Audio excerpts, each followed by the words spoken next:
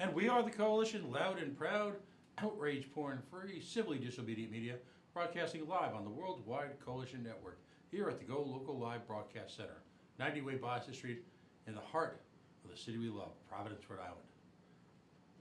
It's a hot and steamy night. Well, by last winter standards anyway, here in the capital city.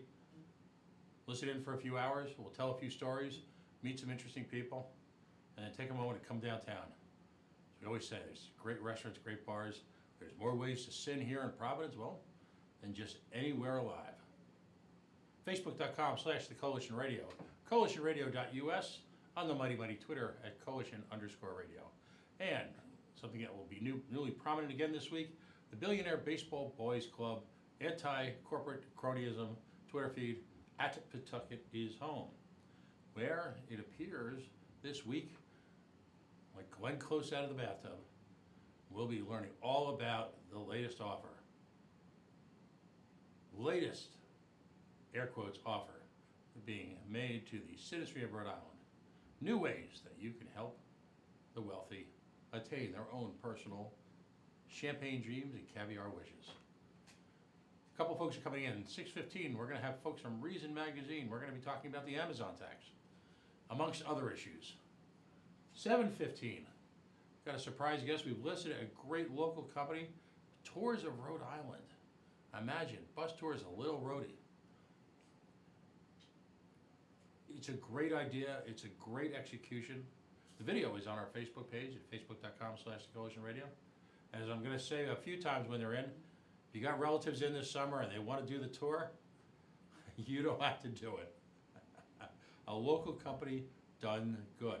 Then at 8:15, or thereabouts, all times approximate based on how long-winded the guest is, John Fennessy is the policy director of the Rhode Island Libertarian Party. He'll be joining us live on the phone, through the miracle of Skype phone, and we're going to be talking about some of the nonsense that went on in the State House this week. Let me touch about that. Let me set the stage, if you will. If you believe in small government, civil liberties, free markets, natural rights, last night in the Rhode Island Senate, a red flag law was passed by the General Senate. As disappointing as this is, we expected it to pass. What we did not expect was that 3 of the 4 Republican senators would actually vote for this nonsense. And it is nonsense. Again, we're treated all week to visions of laws the state can't afford, yet at the same time, they would like to take away your due process. They would like to take away your fundamental right to defend yourself. They would like to take away your natural born right to carry and bear arms. Now, I have a lot of good friends that are Republicans. I've worked alongside them in the trenches, and they do some good work. But disappointment isn't the word. As strongly as I felt when progressive senators on the Rhode Island State Senate decided to endorse corporate welfare and corporate bailouts, despite years of claiming that they did not support subsidies for the Billionaire Baseball Boys Club, as bad as that was, we are now treated to the reality of the quote-unquote loyal opposition. This is the same party, by the way, that several years ago wrote, sponsored, and helped pass a bill that would allow for a DNA database. You can find Mike Chippendale, that freedom warrior, for that. We're going to talk about, at 8:15, exactly why the Republican Party has ceased to effectively be any level of opposition. That the Republican Party nationally and locally has really become a Me Too organization. I'm not sure why they didn't do it. And I frankly, in the past, I might have been so outraged I might have called and asked why. I get some sort of apple. The notion is, the bill was set to pass. Democrats voted unanimously in favor of it. But the notion that the Republicans didn't have the courage, the balls, the testicular fortitude to stand up for liberty, to make a point, to draw a line in the sand. The problem is, as long as we look to them as the opposition party in order to maintain liberty in this state, we will continue to be disappointed, as it's apparent. This week, a prominent member of the Rhode Island Republican Party announced that they were going to run for lieutenant governor. So it could be a bully pulpit. Again, A silly office held by silly people, engaging in their own silly cult of personalities, spending millions of dollars of taxpayer money so that they can indulge their political fantasies. The notion that the Republican Party would seek to perpetrate that, again, proves the lie. So we're going to talk about that. And we're going to talk about, again, the McCoy Stadium fiasco. Rumors abound are at large, talking about how the House will introduce legislation this week, which will have some type of bailout. Whether or not the public will be able to be given the opportunity to comment on this, or this is going to be the bum's rush, we're not sure. Speaker Mattiello, we're going to continue to take it as word. But the notion that this late in the budget season, an issue of this seriousness, given all the other failures, could be pushed through late night, a pox upon both houses. We've learned this week that your Rhode Island State Senate is essentially a rubber stamp, a Me Too, absent of any real philosophical substance, absent of any real integrity. By the way, a hats off to Senator Elaine Morgan, the only member of your Rhode Island State Senate that voted in opposition to this abomination. So hats off to her. Unfortunately, Mr. Paolino, Mr. G, and whoever that craven fool is down in Westerly who claims to be the Republican minority leader,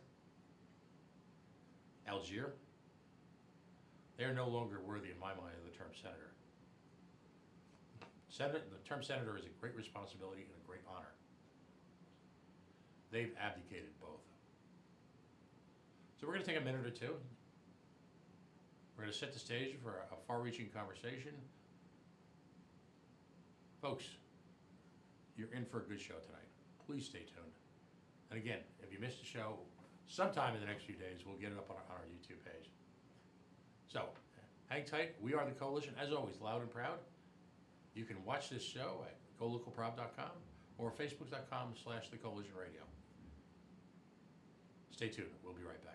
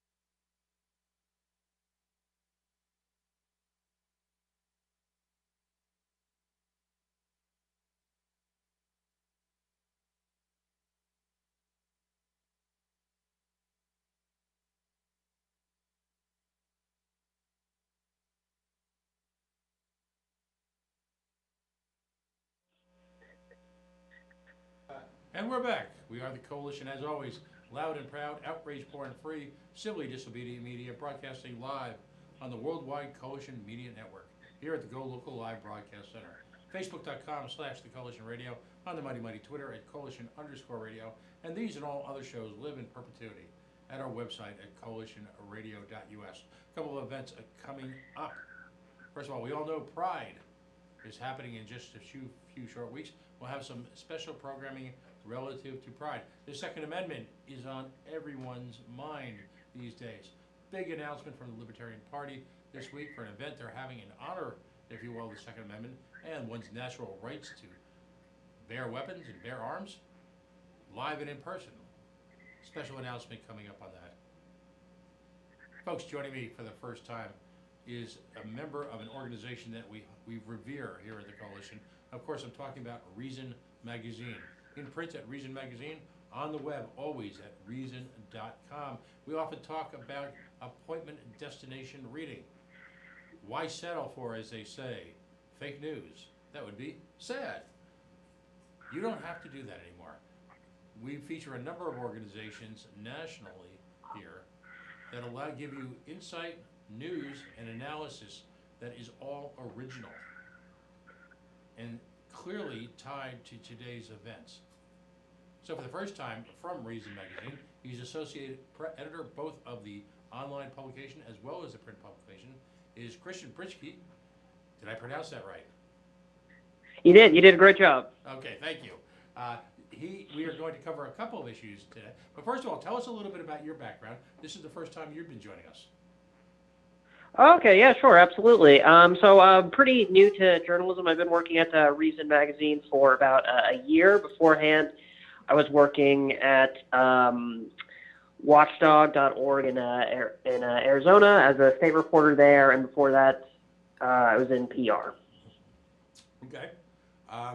So you've made it to the, not that those weren't great organizations, but you clearly made it to the majors. You've made it to the show. So let's talk about a couple of issues. Clearly in the news is the Amazon tax.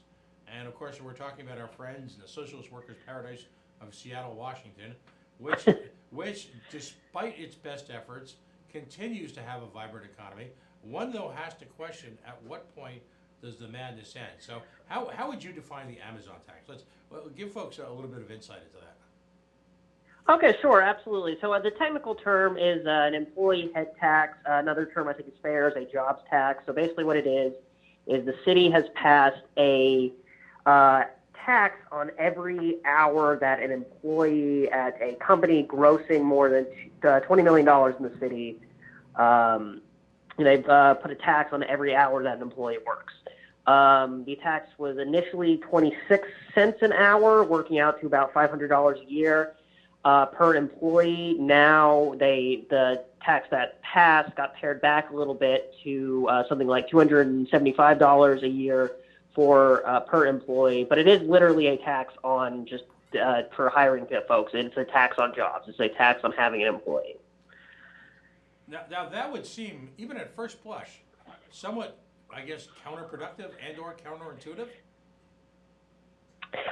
Yeah, no, I mean, I would agree with you that if your goal is to have a growing economy or have more employment, then that's not necessarily the thing you want to do. The justification for the Amazon tax, called the Amazon tax because Amazon is one of the largest employers in the city, is that this explosive growth that Seattle has seen has pushed up rents and housing prices, therefore causing an affordability crisis in the city, a homelessness crisis in the city, and therefore these employers that have created this unequal growth pattern need to give back to the city, and the revenue from the tax was slated to go to affordable housing and homeless services. So that's the justification from proponents of the tax.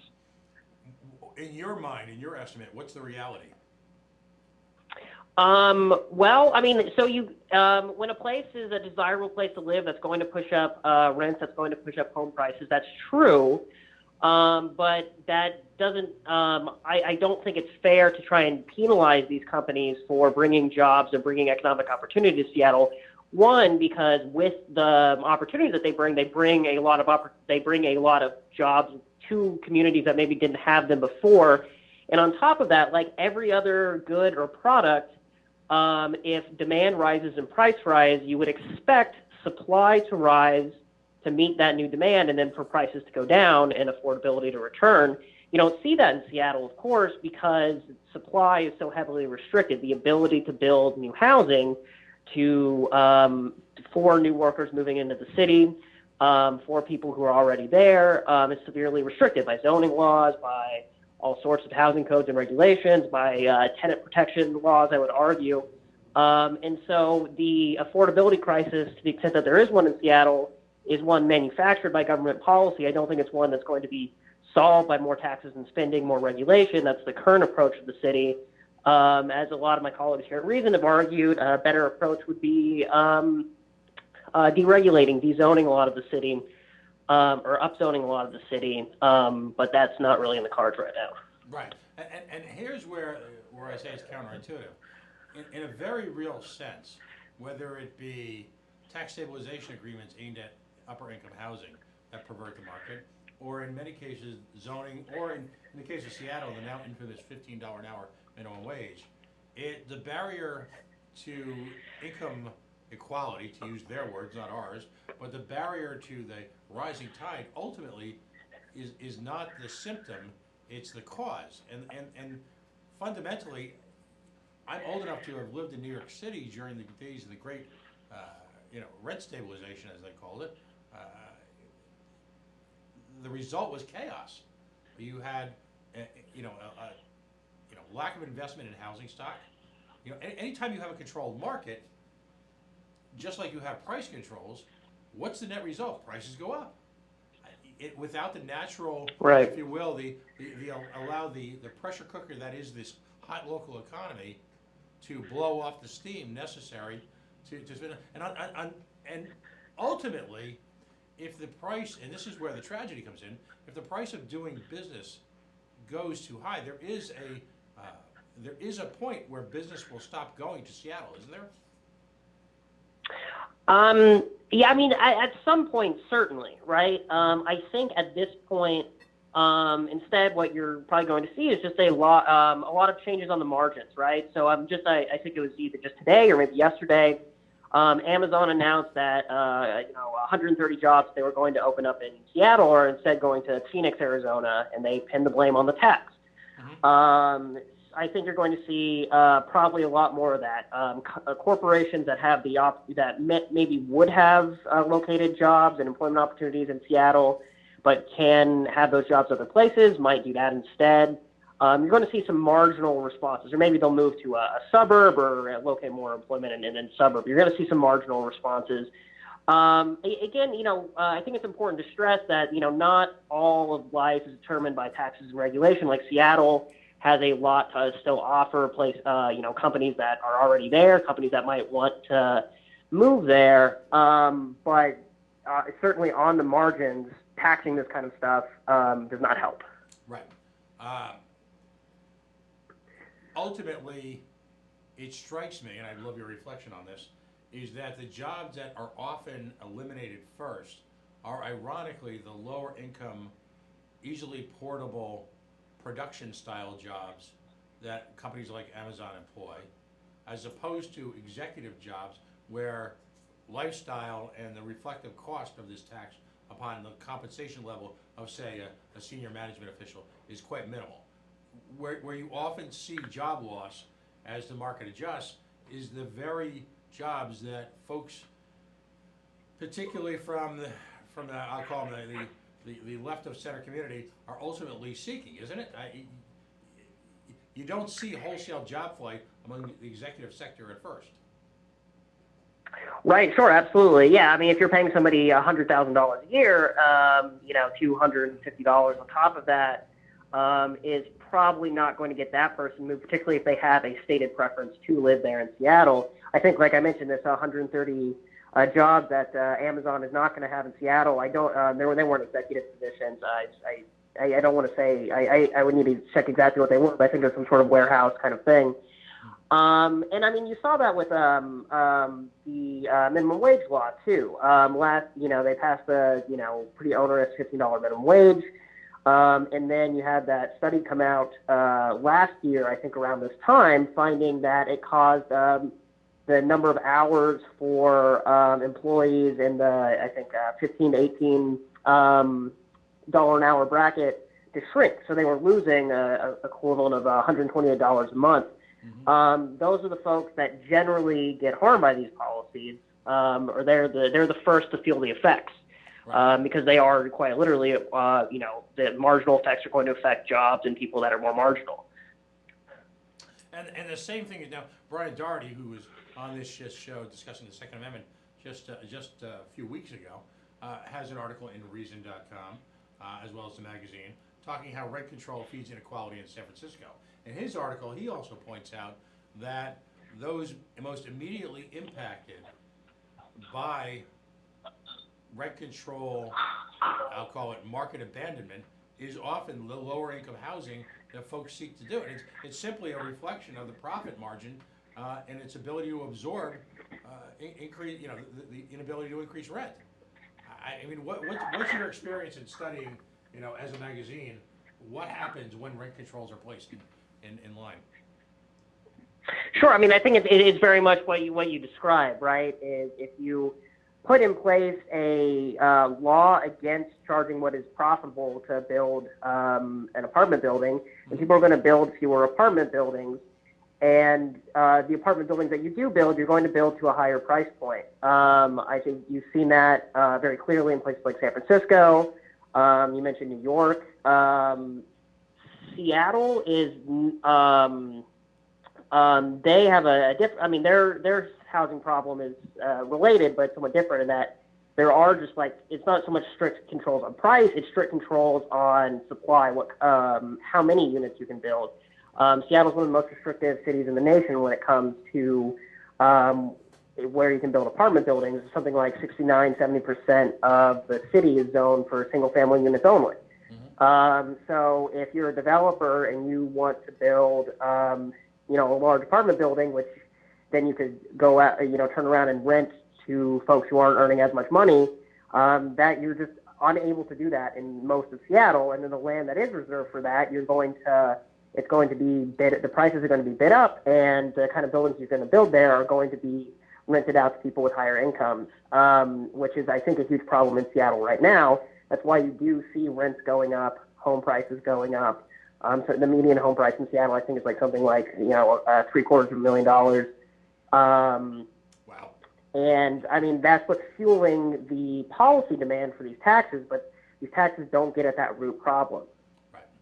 And so this is history that we've lived before. As I mentioned, the example of New York is particularly egregious.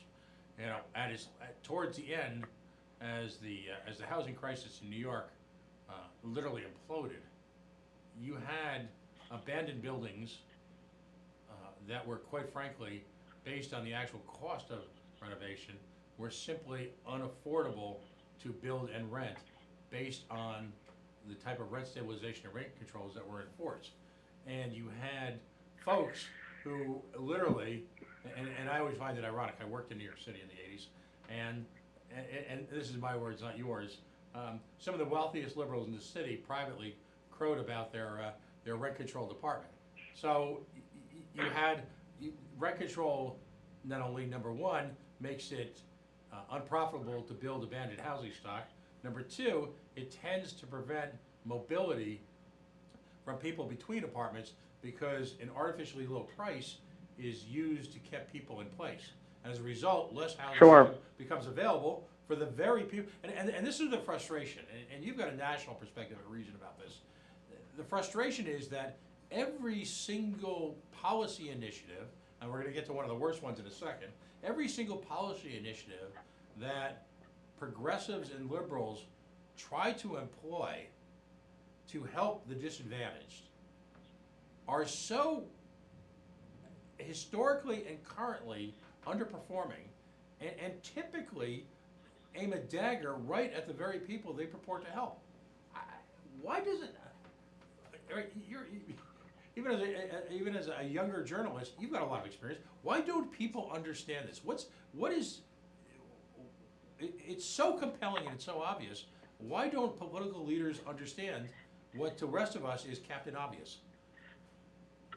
Sure, absolutely. I mean, I think it's a mix of people who just have profoundly different perspectives, and I mean, I think we'd say that they were wrong, but they come from a very different view. So, I mean, you see that a little bit on the Seattle City Council, where you have Shwama Swan. I hope I pronounced your name correctly, but she's an explicit card-carrying socialist, right? So she, you know, everything is capital versus labor, and she talks in these terms explicitly.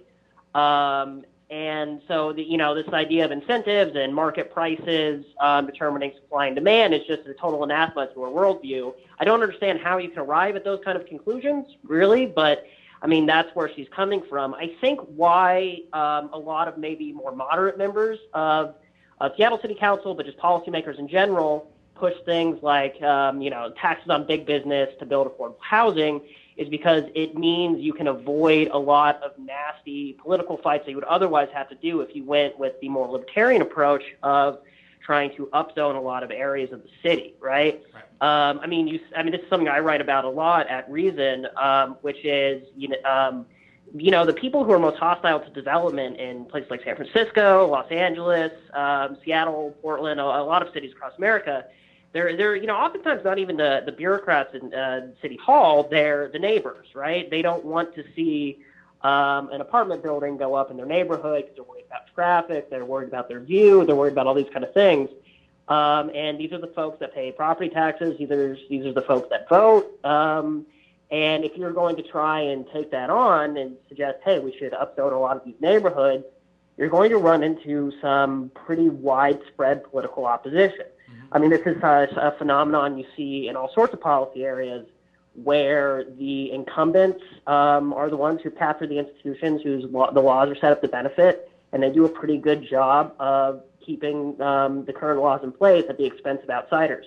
Right. I think this is, you know, so true when it comes to housing and land use issues, and I think that's why a lot of city councils are kind of loath to take that issue on. Folks, if you're just joining us, Christian Pritchke is joining us. He's the associate editor at Reason Magazine and Reason.com. We're having a far-ranging conversation about the immediate impacts of urban economics. We're talking about rent control, rent stabilization, impediments to development, and of course the now infamous Amazon tax, where the city of Seattle is literally levying a per-employee tax on corporations who have the temerity, the sheer gall, the unmitigated nerve to actually, I don't know, grow their business and employ people and create wealth. Go figure. Ironically, the city of Providence, where this show emanates, Christian, is so desperate to get people in that they're writing checks. Maybe we need to just do some marketing in Seattle and say, not only are we not going to charge you per employee, we'll pay you per employee. Yikes. Folks, of course, and we are, of course, the coalition on the Worldwide Coalition here at coalitionradio.us. Now, you know, the latest Democratic response to the Trump initiatives, and you know, you and I could probably spend hours talking about the twisted mess that is Trumponomics. But the latest, and true to form, the one thing the Democratic Party has is discipline. So everyone from Robert Reich to Nancy Pelosi to whoever happens to be appearing on whatever local talking head show is talking about guaranteed jobs. Boy, that sounds great. Guaranteed jobs. Who wouldn't want a guaranteed job?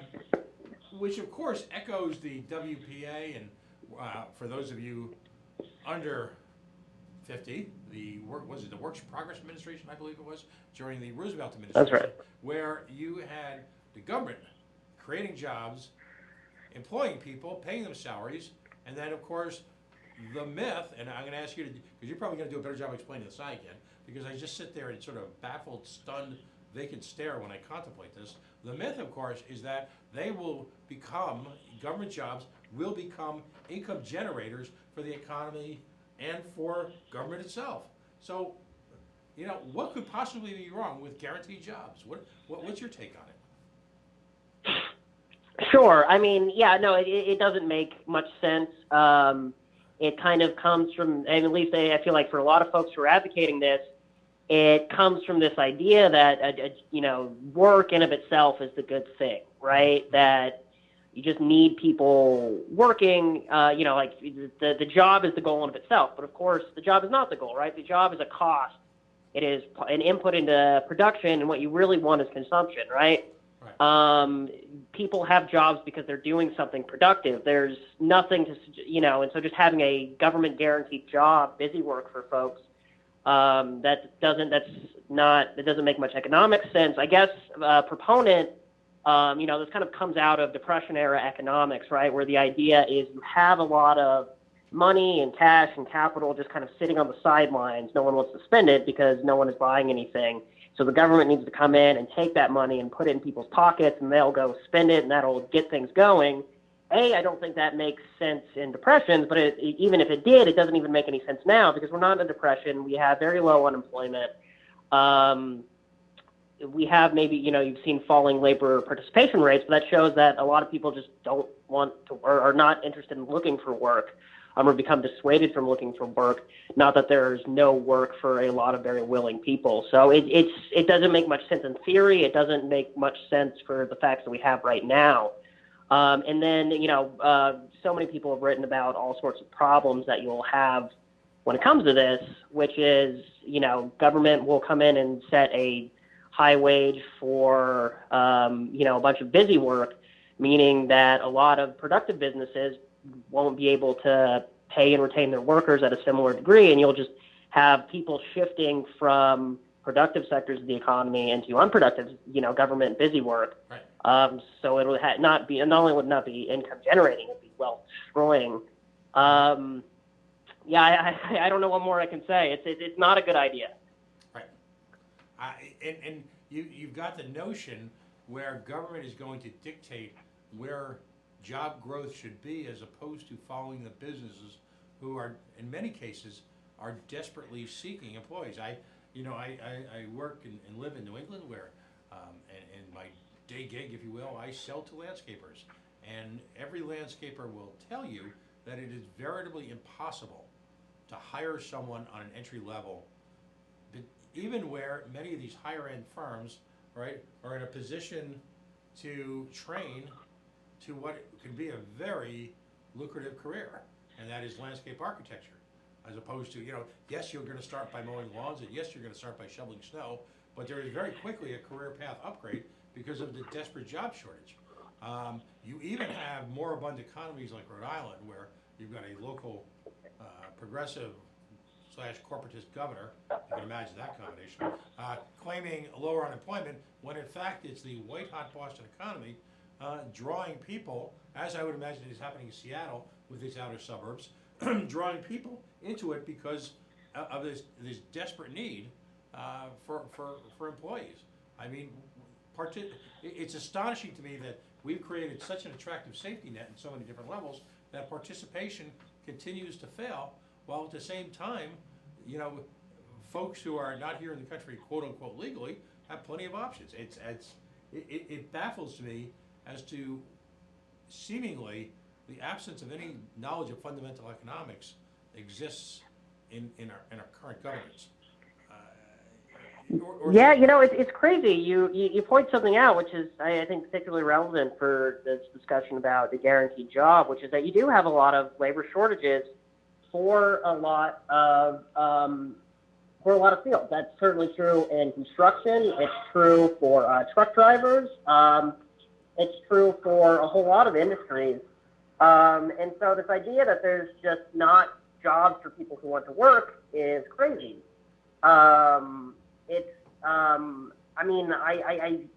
think the motivations behind it are, not necessarily. I mean, in the case of Bernie Sanders, maybe he's a true believer, but for most everyone else, I think it's just kind of political. It's just something, another kind of sweetener that you can throw out there that maybe folks will vote for. But it is just kind of it's a ludicrous idea. Right, and because on top of that, I mean, let's look at what happened in the Obama administration. What was roughly the amount of the money the Obama administration poured into the economy all at once, and yet the sheer level of waste and chaos, because here's the ultimate irony. In many cases, think of that these terrible situations where you have folks suffering from malnutrition. If you instantly overload them with nutrition, you could actually kill them. In the case of many of these economies which are moribund, where, say in the case of Rhode Island, 70, 80 years of sort of a controlled economy, progressive environment have literally destroyed local industry. All of a sudden, force feeding these quote unquote jobs, there's just no framework to accept it. Who are you going to employ and what are you going to make them do? I mean, remember the bridge? Do you remember the bridge to nowhere? Sure. It just baffles me. Do you think it's a function of just at this point desperation by the Democrats to find something as to stop the Trump juggernaut? I'm not sure really. I think part of it is maybe, you want, Trump's kind of appeal for a lot of folks is this kind of, we're going to bring jobs back, right? Mm-hmm. You have all these, Rust Belt cities who've been losing manufacturing jobs for decades. We're going to bring those jobs back. And it's not welfare. It's not a handout. It's a job, right? There's something ennobling about that. And I think this is kind of a democratic way of appealing to those same folks, not with something that they would describe as a handout, but instead, it's a job, you're working, but it's just a government guaranteed job, right? Mm-hmm. I think we would both recognize that, again, like it's the point of a job is to produce something useful that people want, and this kind of fails that test, and therefore it is just another taxpayer funded handout, would it ever to be implemented. But I think as far as a marketing, to market this kind of thing, it doesn't come across as welfare. It comes across as people working to, earn their keep. And, and you kind of see that logic, that thinking for a lot of Republicans. For instance, the farm bill that they're trying to get through Congress right now includes relatively modest work requirements for food stamp recipients, under the idea that, if you're going to get a handout from the government, you should be working for it. I think the similar kind of logic runs through all this idea that just having a job is this desirous thing, the thing that you want, mm-hmm. As opposed to seeing jobs as a means to an end. I think that's where a lot of it comes from. But at the same time, if government essentially starts to compete with private industry, and I'm not talking about the unions, I'm talking about ultimately, you've got private industry solutions for the type of work that government ultimately would hire to do themselves. So again, you've got the specter of using taxpayer dollars generated by private industry to create a real competitor to the very private industry that's, paying the bill. Right. I mean, if you're going to hire 500 people to make work jobs to pick up litter along the highway, what happens to the private company that contracted out to pick up litter along the highway? Can't be good for them. Right. No, sure, absolutely not. But that's the interesting thing is,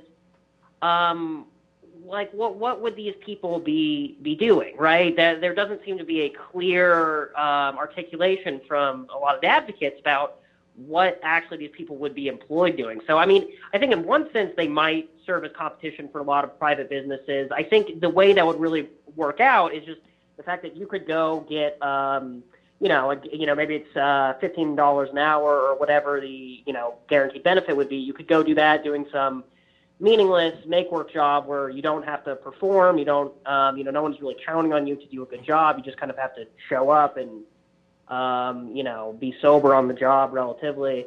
Mm-hmm. And so that would suck away a lot of employees from private firms. I think that's where it would hit private firms the most. But I do think it's interesting that no one really talks about what these folks would be doing, right? Because if they were doing valuable things, you think you would advocate for some sort of government employment program based on the things you would get out of it, right? Right. We're going to build highways. We're going to, with the CCC during the Depression, we're going to make hiking paths or whatever, so Americans can experience nature. But that's almost missing from this, right? Right. And it's baffling to me. But I mean, I guess that's where we're at. Right. I mean, and ironically, in some of the kid situations you just cited, you're actually potentially creating a workforce to compete with a very well compensated government workforce. I mean, let's in many cases, we argue here at the coalition because we are fundamentally a libertarian organization that encourages conversation between libertarians and progressives. Ultimately, we often talk about government employees, that high level of government employee who's actually the 1%. I'm old enough to remember the Brezhnev era, where you had the American stores or the foreign stores in the Soviet Union were apparatchiks of higher hiring power, of higher degree of power, and were able to essentially live an artificially secure life amongst some of the worst poverty in the first world. In American government, we've created this, and I'm not talking about the people who wash the dishes or work as home health care. Some of these people are, doing the work of the Lord. I'm talking about this vast upper middle income portion of people, where people are making six figures in government jobs and my favorite word is analysts. What is an analyst? We've got lots of analysts, but analysts are making very good salaries with complete job security, wonderful, by today's comparison anyway, wonderful employee benefits, and a clear path to retirement. We argue that, whether it be at the state level or the federal level, is the true 1%. Because there's a quality of life if you can break into those holy circles, if you will. There's a quality of life that's hard to find in the rest of America. Yeah, absolutely. I mean, I think you do see, that's the nature of government is when you have a large bureaucracy, you're going to require, managers who can manage a lot of people, and those folks are going to end up pulling a large salary. And, because you don't have to worry about profit margins, you don't have to worry about, the Department of Energy doesn't have to worry about going out of business. And just government itself is so large, you can kind of get away with, giving employees, $120,000 a year salary for something that doesn't produce a lot of value and probably detracts value from the economy in general. And, I honestly, if you think about this at a macro level, I don't know, if these folks get, guaranteed government jobs, whatever pay rate that's set at, I don't know, honestly, how good of a deal that's going to be for them in the long run. Because, you got to think about, how are private firms going to react? Some of them are going to try and raise their wages to retain the workers they have. To the extent that they have to do that, they're probably going to end up raising prices. And so the purchasing power of folks moving into government jobs, even if they're getting a higher wage, they're probably also going to encounter a lot higher prices for necessities from the from the businesses that they used to work at. So I don't know how good of a deal this is going to be for them.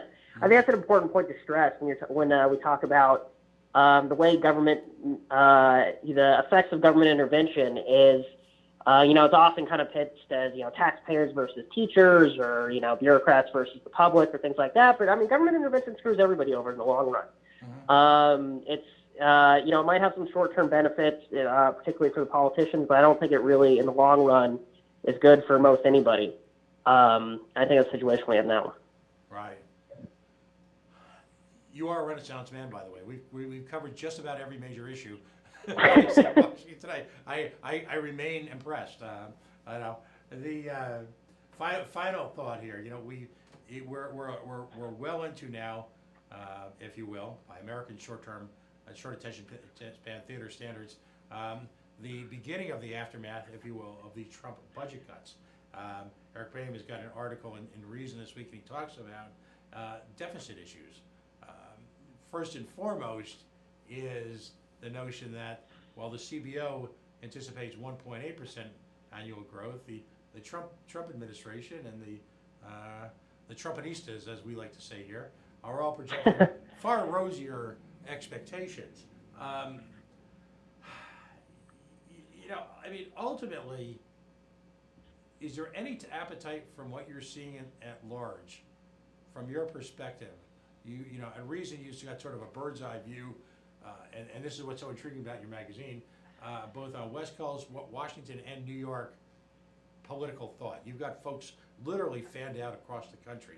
And probably one of the unanticipated results of that is that you get a real sense of what the body politic is thinking. You're not just a navel-gazing think tank in D.C.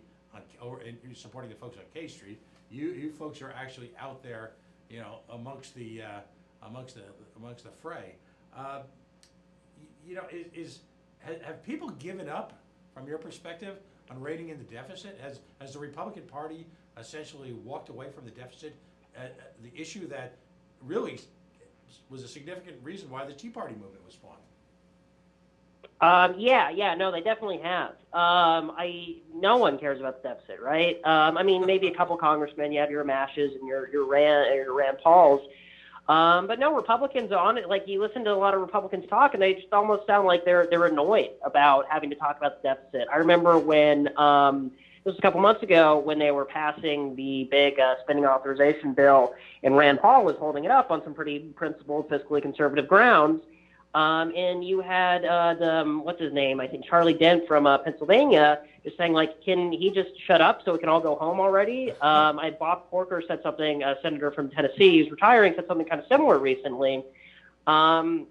People they don't want to be bothered with trying to reduce the deficit. It's not, and it's from their perspective, I can understand that a little bit, because it's a very politically difficult thing to do, try and pare down the debt. But if the Republicans are supposed to be the limited government party, they control both houses of Congress and the executive. This is something that should be on their agenda, but it's absolutely not. It's the only impotent motions you see of people trying to do this is Trump. Every year will release his own idea of or his own budget proposal. It's like, we're gonna get rid of all these grant programs in the Department of Transportation that he knows is not going to happen, or we're going to, zero out community development block grants, which he knows is not going to happen. There's no appetite in Congress for doing that. I think actually I mentioned this earlier on the program, but the farm bill that failed, not for fiscally conservative grounds, and it'll probably be passed here in a couple weeks anyway. You have it's chock full of spending that Republicans should not like food stamp spending. But also full of, farm subsidies and crop insurance. They subsidize crop insurance, all sorts of things. You think this would be the kind of thing fiscally conservative Republicans might want to tackle. They have no interest in doing so. I know there's not really there's really not a principled fiscally conservative voice in Washington at all. There's no appetite for really dealing with these issues. Right, and here's the frustration if you're a libertarian. Again, like another Captain Obvious moment, the Republicans control the legislative branch. They control the executive branch. It's fair to argue that they control the judiciary. So much like the first 2 years of the Obama regime, they, to a large degree, if they sweeten the pie enough and actually engage in politics, they've got a lot of sway. I understand that they don't have veto-proof majorities, but they've still got a lot of sway. What happened from your perspective as someone who watches closely? At what point did the Republican Party get so corrupted? Yeah, I think you have to ask yourself, like, how principled or committed were a lot of these people to fiscal restraint in the first place? And I think the answer is not a lot. It's easy to be against big government spending when you don't control the government. That's when you saw a lot of kind of explosive kind of Republican opposition to, the Affordable Care Act, bank bailouts, stimulus plan, all these big spending, big ticket items that the Obama administration and the tail end of the George W. Bush administration pushed through. Now once in power, now that they actually have to do something, there's not really a lot of appetite for it. I think that shows that a lot of folks were not sincere in their fiscal conservatism. I think part of it is that the kind of activist energy that fueled a lot of anger at big spending Washington kind of got co-opted sounds like a conspiratorial term, but a lot of those folks are just diehard Trump supporters now, and Trump's message has nothing to do with fiscal responsibility. It's all about fighting trade wars or, fighting immigrants or things like that. which don't have much to do with limited government.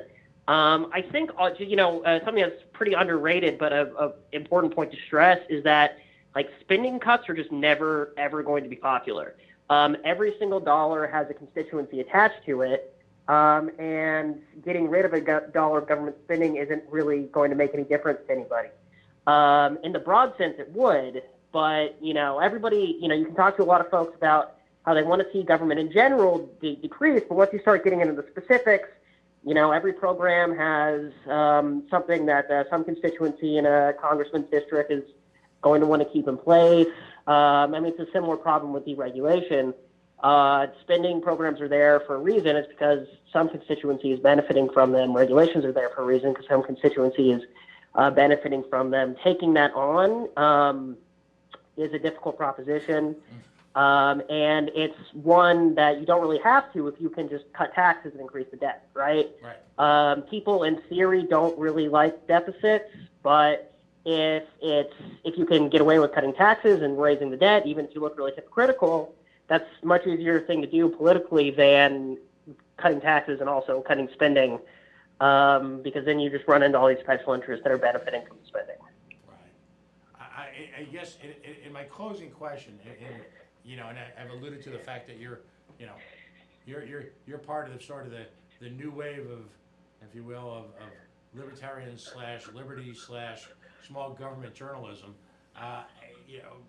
Given the type of publications you've worked at and where you work at now, do you see that much?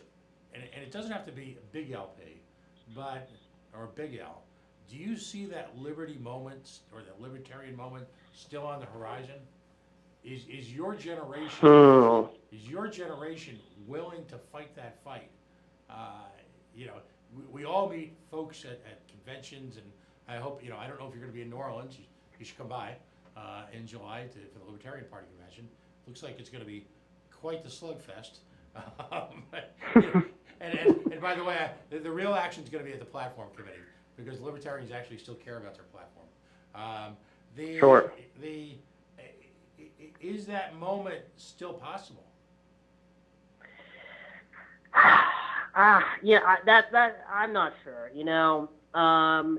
I think the broad is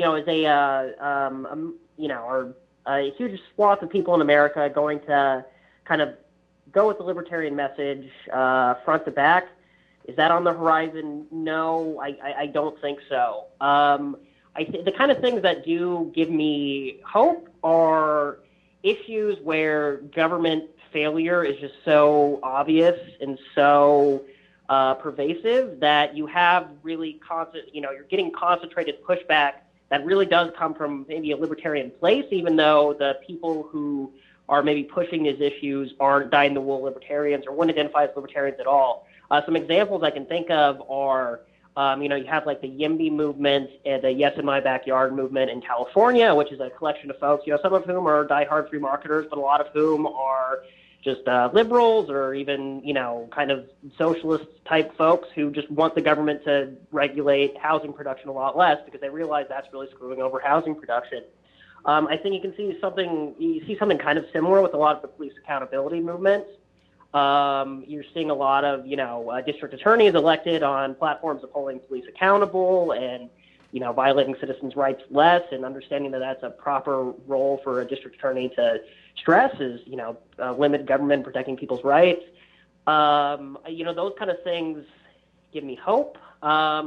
But the idea that American politics will become more explicitly libertarian overall, I'm skeptical of, at least in the near term. I think, a lot of the kind of forces that have, popular kind of forces that are whipped up right now are not, not libertarian. The kind of Trump populism is not particularly libertarian. Democratic Party is not libertarian at all right now, of course. If anything, they're leaning further and further to the left on a lot of these economic issues, and then on a lot of issues where you might hope that they would be good, whether it's wars abroad or spying at home, they're happy to just kind of go along with the status quo. So on those kind of issues, I'm skeptical of a broad-based libertarian movement coming around anytime in the popular one in the near future. But I think there's a lot of issues where you see some promising activity. So the real hope for the libertarian movement, in one sense, is the public's broad acceptance and perhaps co-op, if you will, of certain ideas which are libertarian. And so essentially libertarianism seeps into the culture through a variety of means, not say overtly by a political organization. I mean, that's my take on it. Just kind of, speaking extemporaneously. I think that's kind of where we have to, I think that's where libertarians can be most effective is, we're a minority, right? Where can you find allies? What kind of issues can you get people enthused about and push things in a free market, free society kind of direction? Well, the real challenge here, and just to give you a brief snapshot on Rhode Island, we've got a situation with a minor league baseball team which is seeking funding from the state government. And what was fascinating is that you had two groups working together to oppose it. You had the libertarian movement, if you will, that believes that government has no place interfering in private markets. And then you allegedly had the progressive movement, which remains staunchly opposed to the type of billionaire tax breaks that were being afforded to these people under their proposal. The libertarian side remains strong, completely opposed at any level to government interference in private markets. Seems simple enough. What I find fascinating is, based on whether it's either labor union pressure or donor pressure, is that the progressive movement, when given the opportunity to selectively vote and under the guise of these private-public partnerships, engage in what are billionaire bailouts, billionaire tax breaks, are willing to fold up and walk away from the courage of their convictions. And while simultaneously the Republican Party just seems more intent on power. It's not a healthy mix. It does not bode well if the Republicans, who take so much of the oxygen out of the room, if you will, for the quote-unquote libertarian movement, because they are deemed officially the opposition party or the party of liberty, when in fact, in reality, not rhetoric, they are nothing of the type. Again, it's ugly out there, isn't it? It is. It definitely is. All I can say is, there are in both the Republican Party and the Democratic Party. There are hardcore progressive and hardcore. There's libertarian constituency in the Republican Party too, and eventually people, or at least a small government constituency, and eventually these people get fed up with the hypocrisy of their leaders. You saw that a little bit with the Tea Party movement. I think you're really seeing it now with the Democratic Party, which has a lot of internal division just kind of bubbling under the surface. But again, where exactly that'll lead, I don't know. So yeah, it's a tough time for liberty right now. It certainly is. Well, Christian Britsky, thank you so much for joining us. I hope if your travels find yourself here in New England that you'll join us in Providence, if not to come on the show live in person, but for let's just say the occasional adult beverage. And should your travels, tell the boys that you demand that you need to be present in New Orleans July 4th weekend, because by all accounts it looks like it's going to be one hell of a party, and I don't think someone like you wants to miss that. So, but I thank you so very, very much for joining us. Again, tell folks, first of all, Reason.com on the web, Reason Magazine in print. Tell folks where folks can find out what you do, and just give a little insight, and give us a teaser if you're working on anything new or what you're looking forward to working on in the near future. Okay, yeah, sure, absolutely. So yeah, you can find everybody can find my work at Reason.com. You can find my email there too if you want to get in touch with me. I write a lot about transportation issues, infrastructure, a lot of these kind of housing issues. I cover a lot of news on the West Coast. That's where I'm from.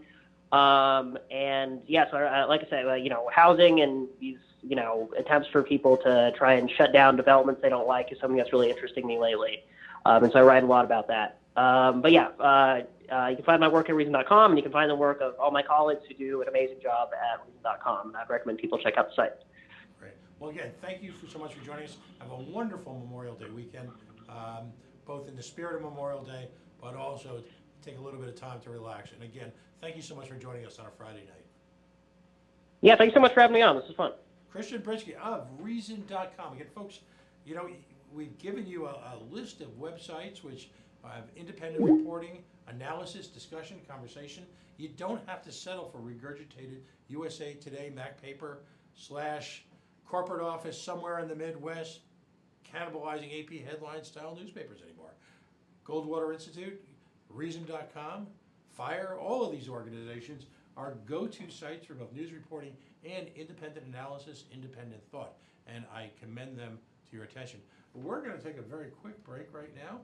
We are the Coalition, loud and proud, outrage porn-free, civilly disobedient media, broadcasting live on the Worldwide Coalition Media Network, here at the Go Local Live Broadcast Center in the heart of the city we so very much love, 90 Way Boston Street in Providence, Rhode Island. Again, it's really, I think this feels like tonight, the first real night of summer here in the city. So get down and experience the veritable buffet that Providence has to offer, whether it be right in the heart of downtown, the dance clubs. It's going to be a little interesting because this is the weekend that we transition from being a college town to being a summer in New England town, which means it's going to be a little hectic this weekend, but starting off, we get to reclaim our city for ourselves for a few months before the kids come back. Facebook.com/The Coalition Radio, on the Mighty Mighty Twitter at Coalition_radio. And of course, this and all other shows live in perpetuity on our YouTube page at coalitionradio.us. Joining me in just a moment, we're going to have folks in from Experience Rhode Island Tours.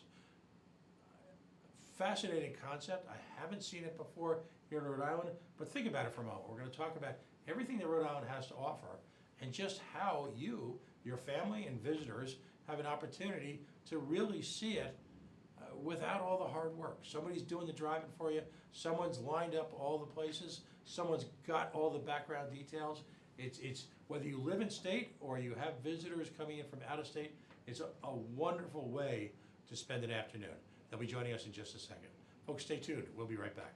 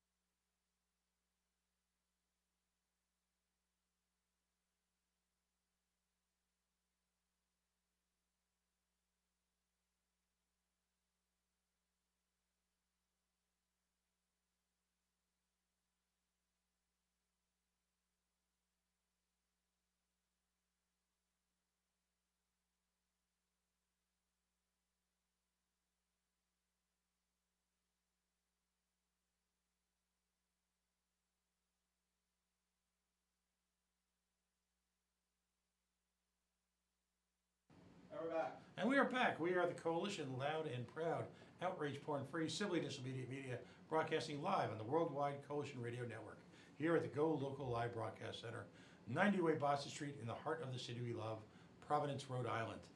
Joining me in studio is, I believe, one of the most interesting businesses I've seen come along the pike in quite a while. And I say that because, you know, tourism is a very important part of the state's economy and a very important part of our focus, and it's really part of our DNA here. And we've got some wonderful regions across the state. You know, you can, for a state so small, it's fascinating that you can have the urban core like Providence and Pawtucket, which I always compare, by the way. Providence is how we say the Manhattan, and I always think now of Pawtucket as sort of the Brooklyn, kind of the artsier, hipper, more interesting, slightly outer borough. We've got South County, which, if as a Rhode Islander, you understand, that's our beaches, that's our place, right? And then we've got a very convenient access to Newport for New Yorkers and their money. We simply bring them into the state. We charge them conspicuous, egregious amounts of money to cross our bridges, where we effectively quarantine them for vast amounts of time and vast amounts of money on Newport Island, which, as a Rhode Islander, if you visit during the off season, has got its own special charms. Sure. And then, of course, there's Little Compton, Tiverton, and the burgeoning tourism business in the Blackstone Valley. So it's a wonderful state, and what I find fascinating about the business I'm about to introduce is this is the first business I've seen that overtly ties all of that together. You've got the ability from one place, one business, to literally, from what I can tell, be everywhere, see everything, without doing all the work. So you're not gonna, it's not your car that's gonna get taken out on Route 4 as potholes explode or whatever the hell happened this morning. You're not gonna be frustrated driving around the state trying to find something, or where was that, or you know, losing your Waze connection, or all of that. You've got an opportunity here with this organization really to get a real insider's flavor of Rhode Island. So it's not like some of the tours that you've seen in New York where people are pointing out the obvious. A real inside flavor of Rhode Island by and from Rhode Islanders for people in Rhode Island and visitors from out of state. As I was joking with in the run up to the show, you know, if you got that relative that's coming into town and you've about had it with them, what better place to put them on one of your buses? Absolutely. I want to introduce Ted Strickland. He is with Experienced Rhode Island Tours. Welcome to the Coalition. Hey, thank you. Good to be here. So I discovered you guys. I'd heard about it, but literally you folks come right downtown here. You do a downtown tour. You stop, I guess, at the arcade, and which is right across the street from the Go Local Live Media Center. But give us the whole story. We've got some time to spend. Sure. What was the genesis of your business? So what happened was I was a concierge downtown, Wow. Okay. right down in the Peerless Lofts, the Westminster Lofts, right on Westminster Street. Mhm. And while I was there, this is going back now to 2011. Right. There were some people that approached me. They had a product that they wanted to install in hotels, particularly Providence and Warwick, Right. that would enable people, if they wanted to know what was available in the city, things they could do. Mhm. It was kind of like a big, almost like an iPad that you would install in lobbies. Right. So they approached me about doing this, and I went with them for just a few months. And while doing that, as we began to meet with a lot of the hotel general managers, what they would tell us is, you know, one of the struggles we have, you know, when people land at TF Green Airport, they think that they're in Providence and they're not. Right.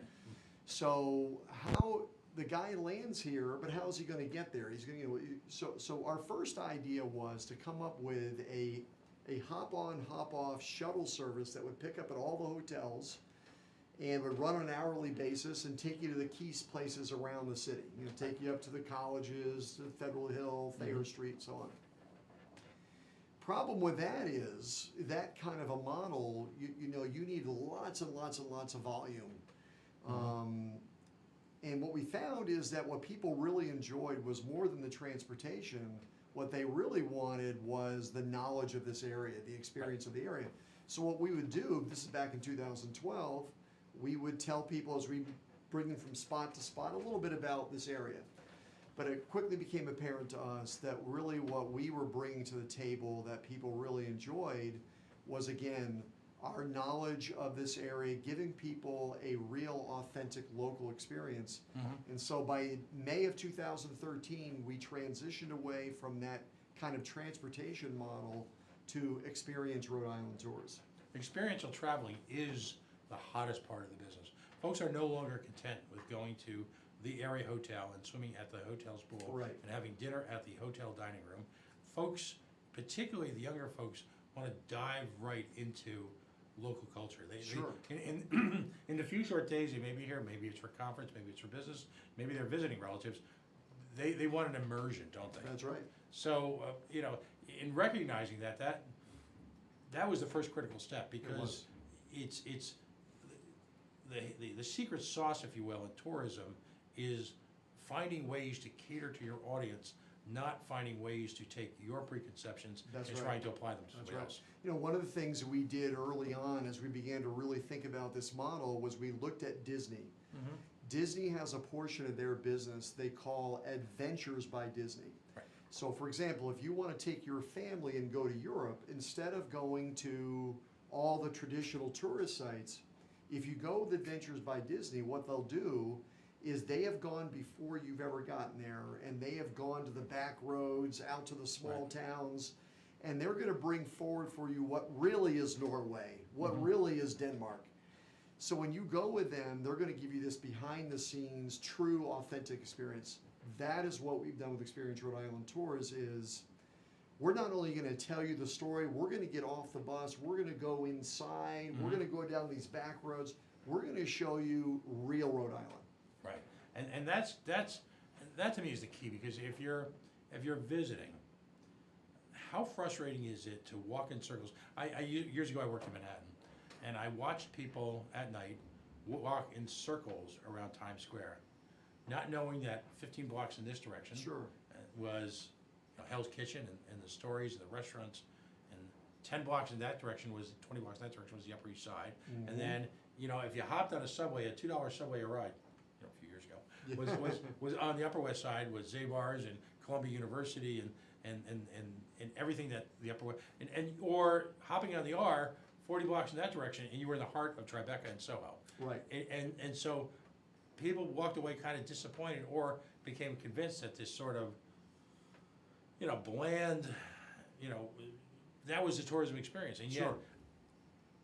try and give folks a feel. I mean, I'm not a native of Providence. I've lived here for 25 years.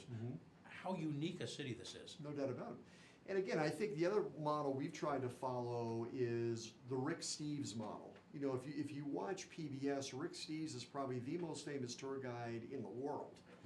He has his own show. If you want to go to Europe, and this guy, what he did, started many, many years ago from Minnesota, and he now has crafted an entire career out of his expertise of spending time in Italy and Spain and all these places where he's going to give you this real, genuine experience. And that's what we've wanted to do with Rhode Island is we want you to taste the food. We want you to know the culture. We want you to see the sites that most people, even Rhode Islanders, don't know about. To really bring forward what is it that we love about the state. Matter of fact, our slogan is showing you what's great about the Ocean State. That's what we want to do. We love it here. We've grown up here. We grew up in Warwick and Buttonwoods. We want people to know what is it that makes this place special in the entire earth. Right. So tell us about some of the tours then. Okay. So there are a few that leave every single day, Monday through Saturday. They leave right from downtown. They leave right next to, they're right on Doran Street, right next to the Biltmore Hotel. We have a tour booth right there. There's someone in that booth Monday through Saturday. They're there to answer all kinds of questions, book you on a tour.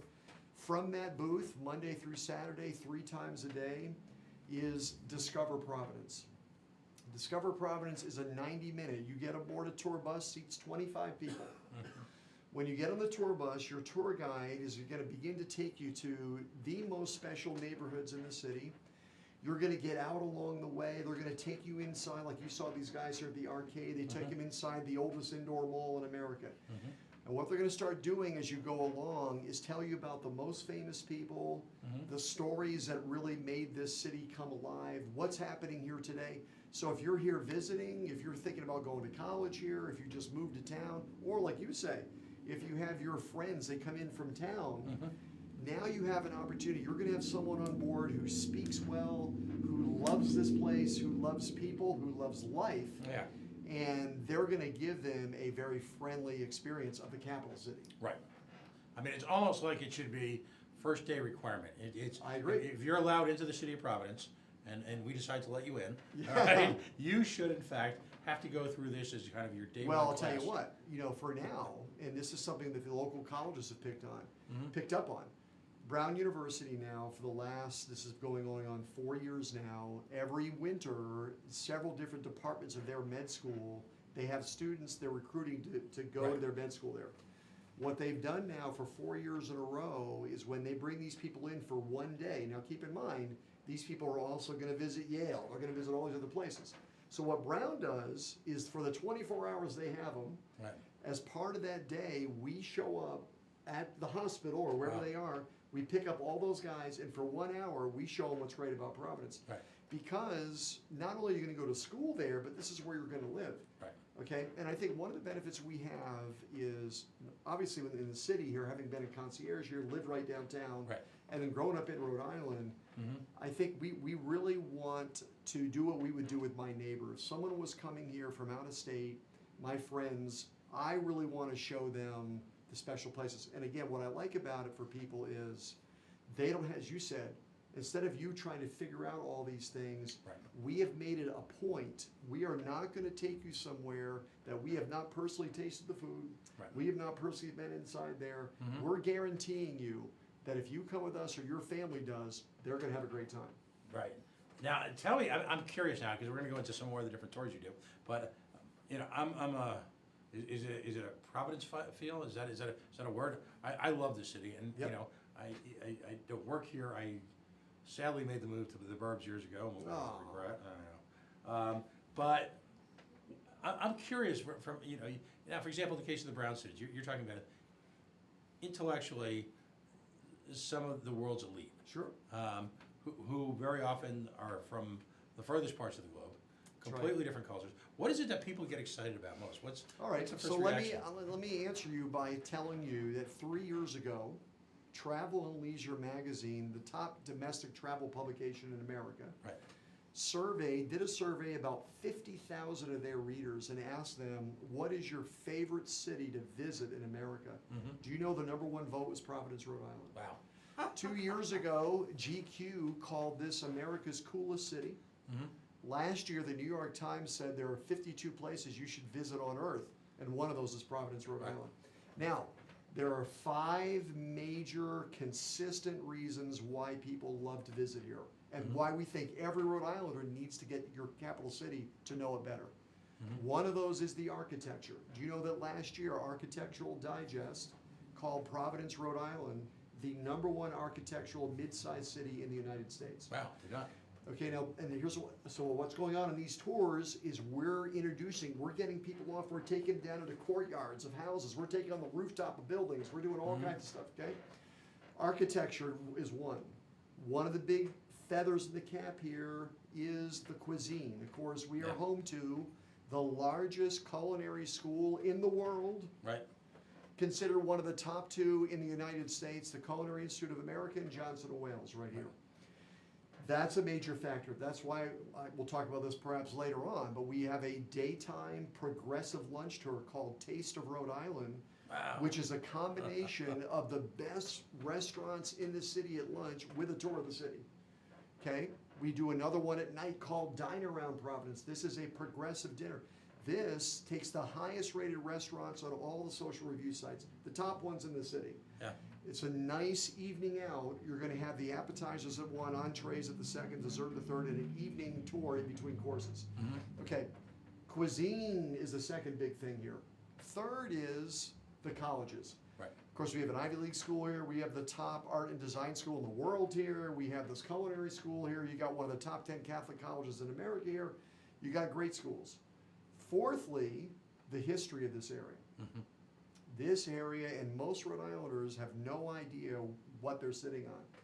That's one of the big things we want to bring out is, guys, do you know what happened here?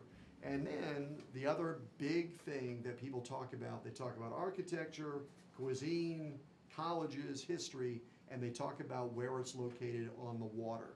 The water is a very big appeal to this area. So what we find when these people come here from all over the world and so on, these 5 things they often tell us are very unique. And we hear on a daily basis, people tell us, we have never been to a place like this.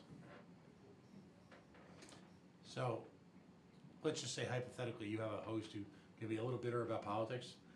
Yeah. Time to, what's the technical term, suck it up, buttercup? You know, because we really live in I'm fairly well traveled myself, and, you know, for all the commercials you've seen where the business guy, you know, he's on his way back from a banking meeting in Switzerland, and he's got to change his flight last minute to go to London. Right. I'm not that guy. I'm in Billerica one day, and very often I might find myself that week in Camden, New Jersey. Really, yeah.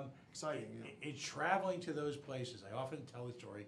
True this is probably 10, 15 years ago. It was in Richmond, Virginia. There is a Richmond magazine, and like most of those magazines, it's to promote this or that niche or business community. And they have the top Richmond magazines and restaurants. And the top Italian restaurant, as voted on by the readers of Richmond magazine, was Don't tell me it was the Olive Garden. the Olive Garden. Oh, no. All right. So you know, you go to Federal Hill, and I got to ask you.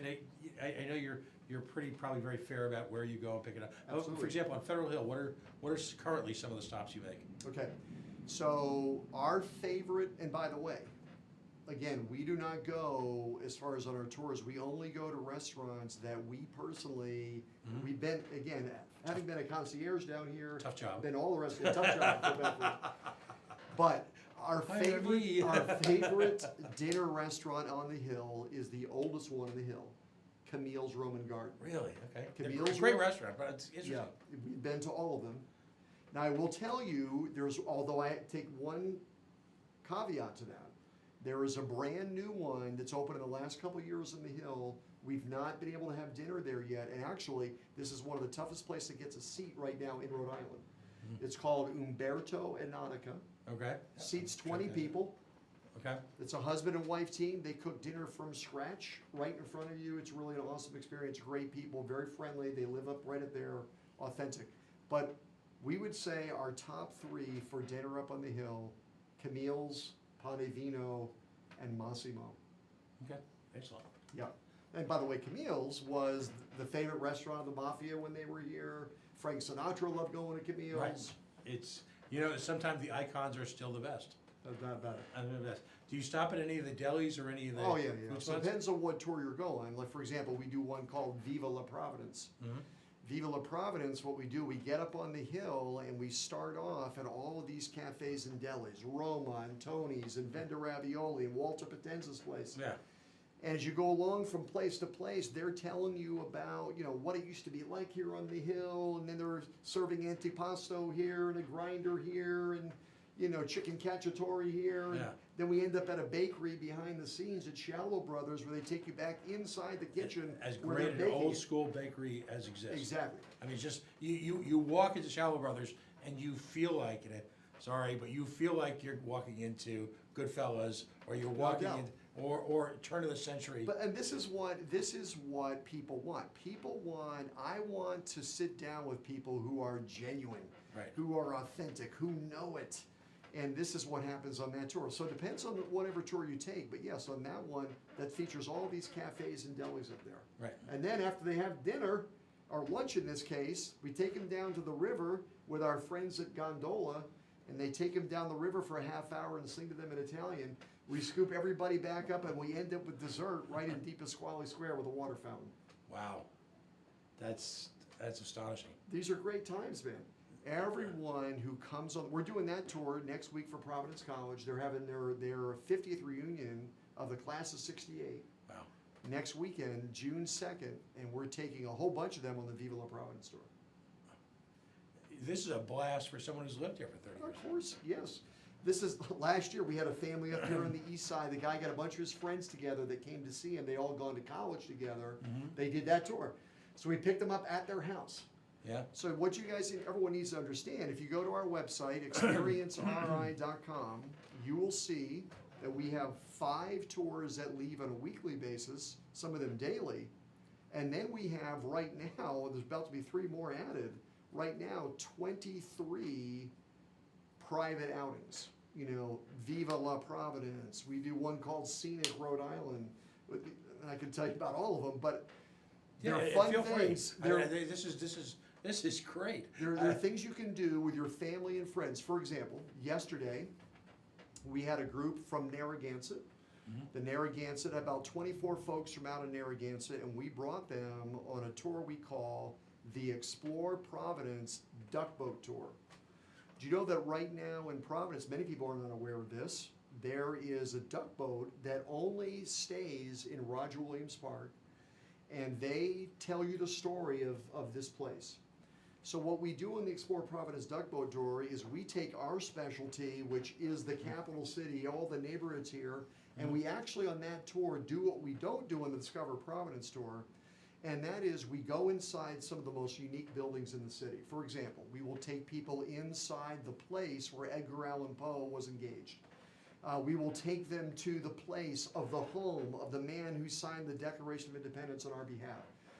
So we take them to all these neat sites. Then we take everybody out to this place, today called Roger Williams Park, was a gift from the chief of the Narragansett Indians to Roger Williams' family personally. We take them out to this park, they hop on a duck boat and they ride around the lakes of Roger Williams Park. We get all done and we end up in Patuxent Village, sitting right along the bay for lunch. And it's just a fun day. So what's happening is even Rhode Islanders, all these places you may have heard of, but never really knew what was there, all this stuff is coming to the forefront. So now, anyway, yesterday we had these folks from Narragansett. Several people that were on that particular trip. I was the tour guide yesterday, and they came up to me and said, listen, I got family coming in later this summer. There's gonna be about 12 of us, or whatever there's gonna be. Could we get you to come and pick us up and take us on a really fun day? And the answer is absolutely yes. In fact, not only do we have all these group outings and things that we've created for you that showcase every part of Rhode Island, we also offer something called Create Your Own Experience. So because of our relationships all over the state of Rhode Island, if you call up and say, hey, my friends are in town and we really like to do this and this thing and whatever, we'll put it together for you, bring together all the people that we know in here and give you an experience. For example, now we do this every year with several local corporations who, when they have their fellow workers come in from around the country, they want to give them a great day, they call us. No, that's outstanding. I haven't seen anything, again, I'm fairly well traveled. I haven't seen this elsewhere, and that's a dual reflection. It's a reflection on the innovation here, but it's also a reflection on the inability to find enough stuff to do in one day. That's a good point. You could never do something like this in Boston because of the accessibility or just the sheer chaos of Boston. And with regard to Boston and New York, I've often, I'm a native of the New York area, and I believe New York to be one of the world's great cities. Sure. And Boston's a wonderful place, but it's Providence to me is obviously it's not just me thinking this, but it truly is one of America's great small cities. There's no doubt about it. And what people love about Providence is it has what Boston has to offer when it's architecture and its culture and its cuisine, but you can put your hands around it. Right. It's not overwhelming. So you're gonna get that same Boston experience, but then what you find out, once you really explore Rhode Island, is there's lots of things that we have here that they don't have. Right. So that's what people, I think, like we hear people, for example, I told you a little while ago, we do a tour called Scenic Rhode Island. Right, tell us more about that. So what we do on Scenic Rhode Island is, and by the way, let me say this, I said that all the tours leave from downtown, but for anyone coming from the southern part of the state, we provide a complimentary pickup service at the Crown Plaza Hotel in Warwick, so they can park their car there and so on. Now, if you have a group outing with your family or a private, we'll pick you up right wherever you live. Scenic Rhode Island, what we do on that one, we start off and we go down to Matunic Oyster Bar. And what happens at Matunic Oyster Bar, the owner there takes us on a barge and we go out into the middle of one of their estuaries. Right. and they tell you all about how oysters grow and they jump out in the water. Now we don't, they're in the water, and they show you how the whole thing happens from start to finish. Then we go into the Tunic Oyster Bar for lobster rolls and oysters and all, just a fantastic lunch. Mhm. We leave from there, we make our way down to this fantastic last village in Rhode Island called Watch Hill. At Watch Hill, we have the chance to go to explore the sand dunes of Watch Hill, one of the 3 oldest lighthouses in America. We sit on the veranda of the Ocean House, and people can have drinks in the afternoon right along the water there. And we close up on that day, we come back up farther north, and we end up coming right along the seawall of Narragansett Right. towards the end of the day. And what people have told us many times, we've had people come, they've gone to Martha's Vineyard, they've gone to the Cape Cod, all this kind of things. One thing they tell us is they did not know what Rhode Island had, and many of them say to us, you know, now that we've been to both these places, we actually prefer here because it has the beauty, but not all the traffic. You know, so you know, it's funny, you know, a couple of years ago, of course, we had the big debacle here. What is the slogan going to be for Rhode Island? Mhm. You know, and of course, the first one was cooler, warmer. Right. What we really think, based on what we hear on a daily basis from all of these people that come here from around the country and the world, we like the smallest state full of big surprises. Because Wow, it's great. that is what people tell us all the time, is they're surprised by what is here. Right. And I think most most Rhode Islanders would be as well. Oh, sure.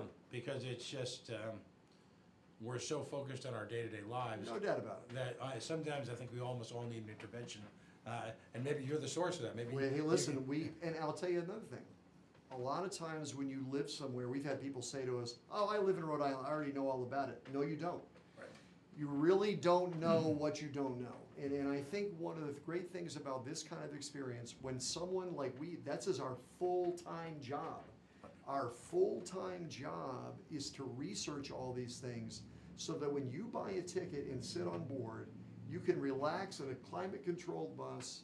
You have a very friendly guide who's going to tell you guys wonderful things that were right underneath your nose you didn't know about. Mhm. Going to take you to all the best places. You're going to taste the best food. You're going to get off of that at the end of that day happy. Yeah. Just that's fabulous. Now, do you do Wickenham Street, and do you do? Oh, sure. Yep. So we go over there. So we do today. Today I had some folks on board with me from Missouri, and what was the other place I don't know where they were from. Missouri and another state in America today. And what we did, we took them out, started off on Fox Point, okay, and we actually stop up there and tell them about the hurricane barrier, you know, how it ever got there, what was invested to get it there. Mhm. We let them know what's going on right now, of course, on that land with the pedestrian bridge and what's going on. Then we take up off Fox Point, and we go into Fox Point, Wickenham Street. We're pointing out as we go along, now guys, this is where you want coffee, that's where you want to go for this thing, whatever it is. Then we take it back in the neighborhood and show them all these colonial homes. We talk about the median home price in here if you ever wanted to buy. Mhm.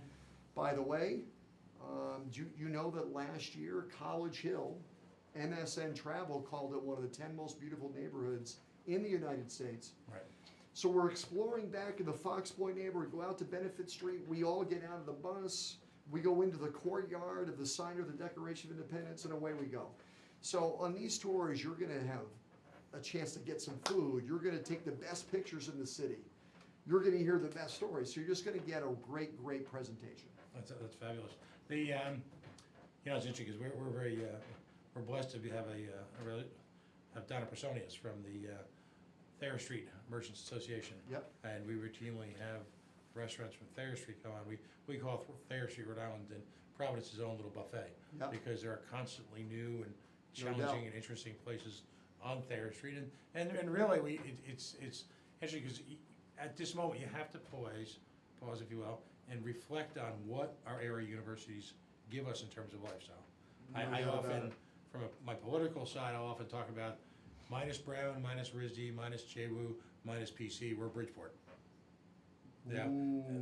and the type of restaurants that we're afforded, the type of world-class thought leaders that will visit here, the There's type, no doubt about it. it's a unique place. I think that if, once we get just a few things changed in the state, this should be one of the best places in America to retire. Well, I'll tell you what, we often say, going back to the whole Disney World model is why can't Rhode Island be Disney World? And what I mean by that is, why can't we be known as the most hospitable state in America? We're small enough, we've got a great variety of topography, we've got great history, architecture, colleges, culture, all those kinds of things. If we could together, when a person lands at our airport, when they land at our train station, if they met the most thoughtful, hospitable people talk about that. For example, let me tell you something. Do you know that 3 years in a row now, we've had a judge from the state of Texas. He came here 3 years ago, stayed at the Christopher Dodge House, a great bed and breakfast on the, right in the center by the State House. Right, it's right up at Smith Hill. Okay. 3 years ago, he comes here, he went with us, he and his wife did for 3 days. You know, they hopped on all different kinds, explored Rhode Island. He had such a great time. Yeah. He comes back next year with 2 friends from Texas. They spend several more nights at Christopher Dodge House. They go for 3 more days with us. They came back a 3rd year in a row, Yeah. bringing more friends back here. How often do you hear that happening? I could tell you lots of stories. Do you know right now we have someone living down here in Regency Plaza, someone just moved to Tiverton, both of whom about a year and a half ago came with us on tours and said, you know, we were looking where we're going to move next. You guys, we want you to know we moved to Rhode Island because of what you guys showed us. Without getting political, I think one of the things missing from this city right now is a real evangelist. Yeah. I mean, it's that may be the one of Buddy's great legacies. No doubt about it. Was just this. Again, he Providence was his DNA. No doubt about it. You know, everywhere and anything, even as a talk show host or as an active mayor, Buddy had his. He was the pulse. He loved it. Right. It just, and that's what we're missing here, is that level of enthusiasm that you're bringing to the table. Well, I'll tell you, Pat, you know, in life, all of us love people that are passionate about something. Right. You know, I don't know anything about art, but we do a tour called Journey Through the Arts, which people love, because you know what we do? We take them to the passionate people in the city, these graduates from RISD and so on. Right. We take them to the Waterfire Art Center where they learn how Waterfire ever began. They see pictures of what the city was like before those rivers were open. Right. We take them out to the Steel Yard with these incredibly talented Rhode Island School of Design graduates who are working with all kinds of mediums, who love what they do. We take them over to the Hope Artiste Village in Pawtucket, one of the top coffee roasters in the state. They take them back where all the beans are. What happens is, when you're around someone that has a passion about something, that does something to you. And I think what we're trying to say is, guys, there is a lot that really we are so excited and thankful the fact that we live here. Honestly, I'll tell you this, Pat. Knowing the story of where we live, I'm very proud to live here. You know, and I think that people need to know the legacy that this place brought to the country, what it means to be an American, but then what it offers today. I mean, I think this is a very, very, very special place in the world. No, I agree with you 100%. We often, in homage to a much older television show, we often refer to Providence as the naked city, the city with 1,000 stories. And whether it be our history or even currently, every day there's 1,000 stories. So what are some of the events then that bring people? Now, I imagine you do, you know, you talked about folks here for conventions, folks here who are attending university or considering attending university. This would be a really intriguing beginning to a great bachelor party. Yeah, we do a lot of bachelor parties. Really? Oh yeah, we do a lot of bachelor parties. Also, when the girls take off on their thing, we do it. We take those girls out a lot of times as well. Because again, what can happen is we can create an experience for them. So if they say, you know, I think all my friends, we really would like to do this, this, and that, and we'll put together, for example, going back to the corporate groups here, companies in the city, and they'll say, you know, we'd like a team building thing.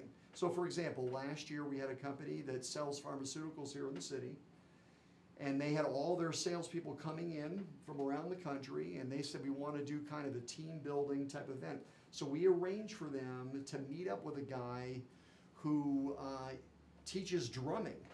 So they're all sitting in this drum circle, and by the time this thing is done, these guys have turned into an orchestra. Right. You know, Then we take them out from there, we take them into an escape room. You know, these things are like going all over the country. So by the time this day is done, they'd been in a boat, they'd been in an escape room, they'd played the drums together as an orchestra. They had this really awesome day. The day is that by the end, they're all really having a great time.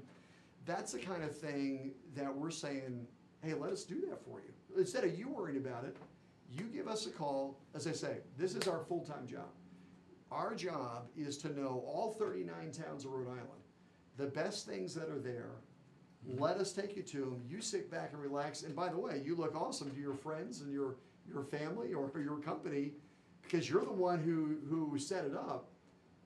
We delivered it for you. I'm trying to think, you may have the best job in Rhode Island. It's a great job. Every single day. You're I out go to there. the best places. I meet people who are on vacation. Right. So they're all in a great mood. They want to have a good time. Yeah. I'm going to the most beautiful places in Rhode Island. Wow.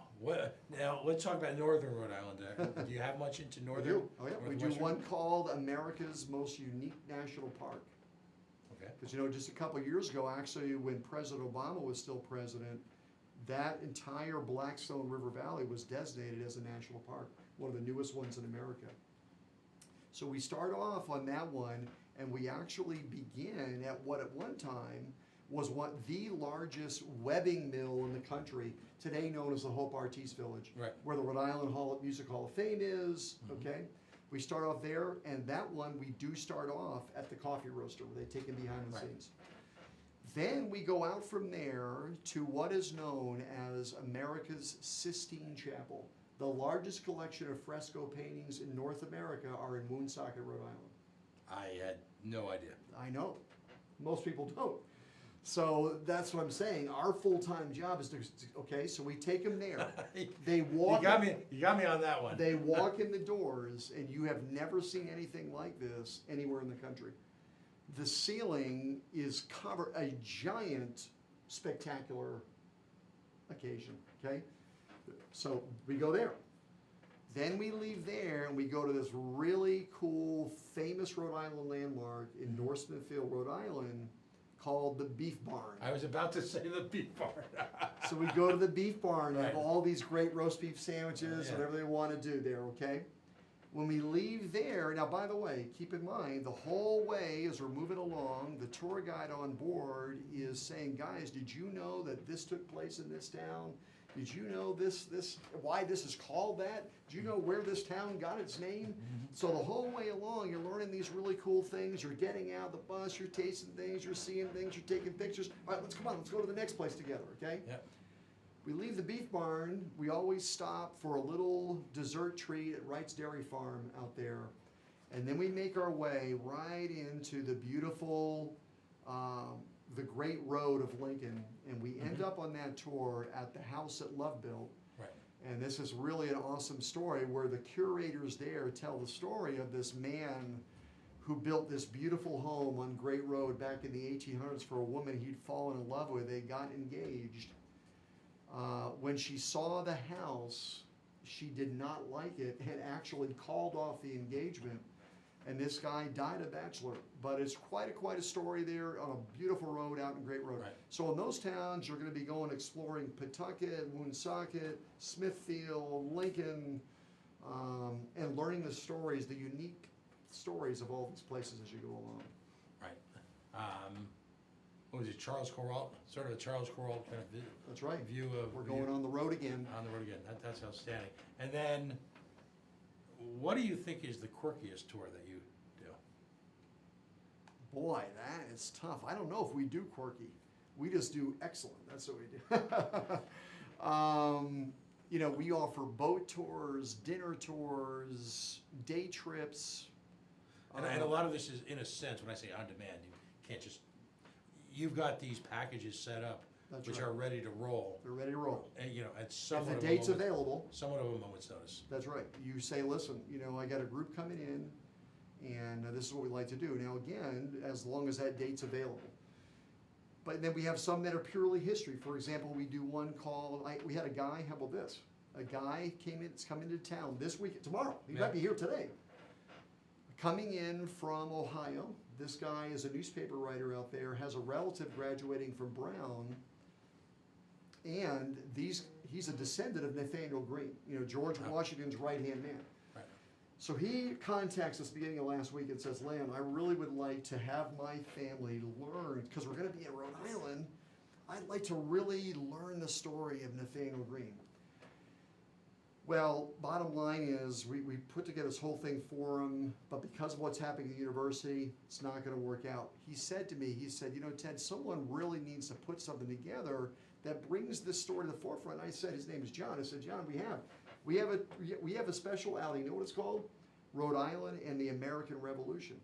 In that 3-hour journey, we are gonna take you, actually 4 hours, we're gonna take you and tell you the story, not only of Nathaniel Greene, but of all the key players who contributed. Hopkins and the. You got it.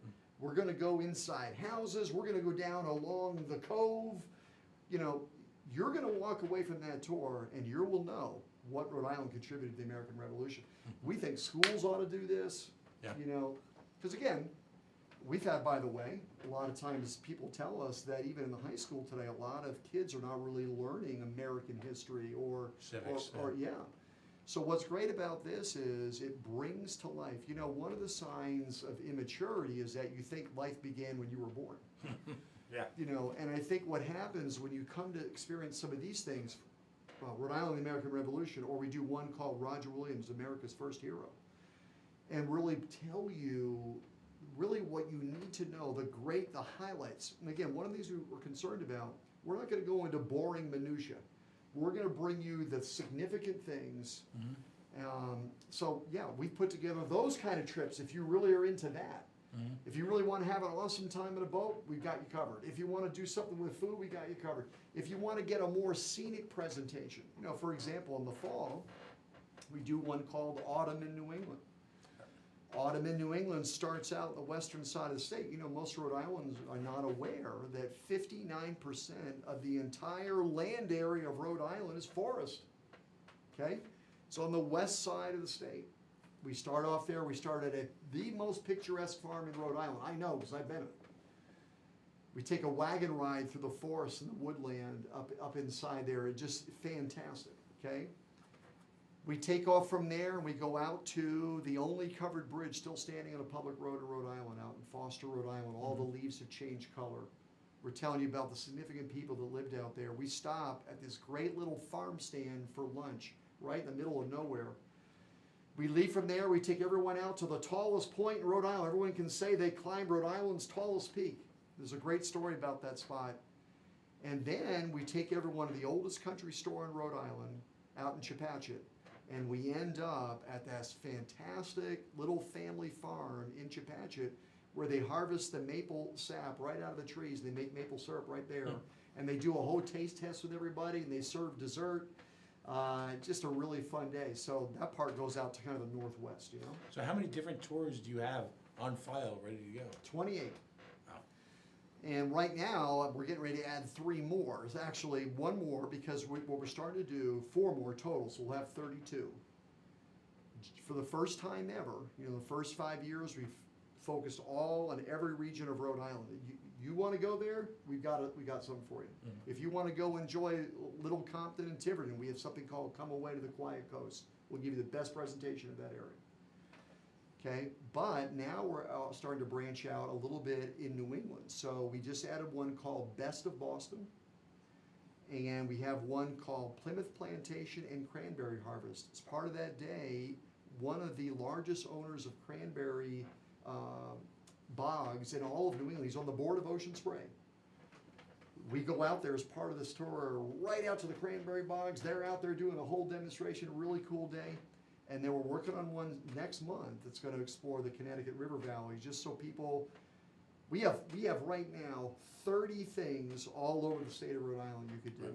And then we're going to add a few more, just short little ones just across the state line, a little bit in Massachusetts and Connecticut. Now, okay, we're coming into, well, first of all, I'd be interested, what is your peak season, if you have one? Is it? May through October. Okay, May through October really is the big time. okay. So how many of the events are pre-scheduled on a daily basis? For example, you've got your facility. Yep, at the Discover Biltmore. Providence leaves Monday through Saturday, 11, 1, and 3. Like You clockwork. can buy tickets, hop right on.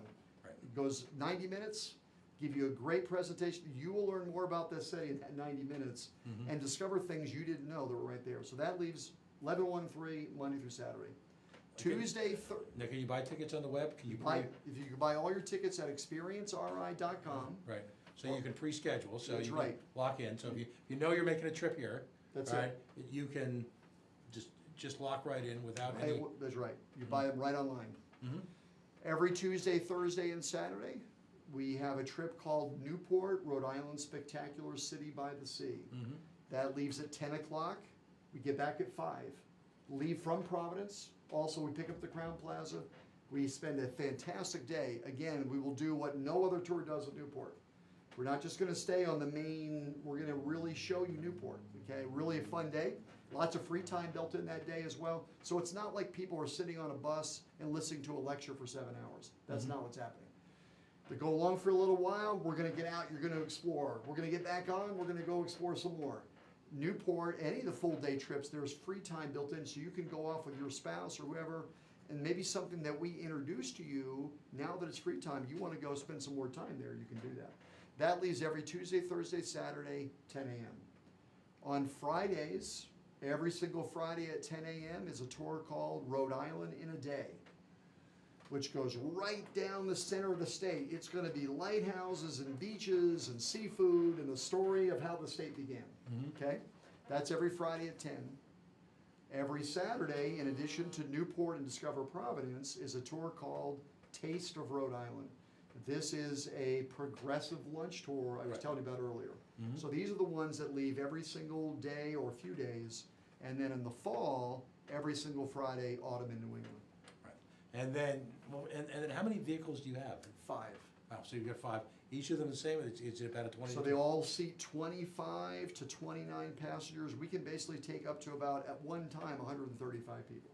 Right. So, and they're all very modern.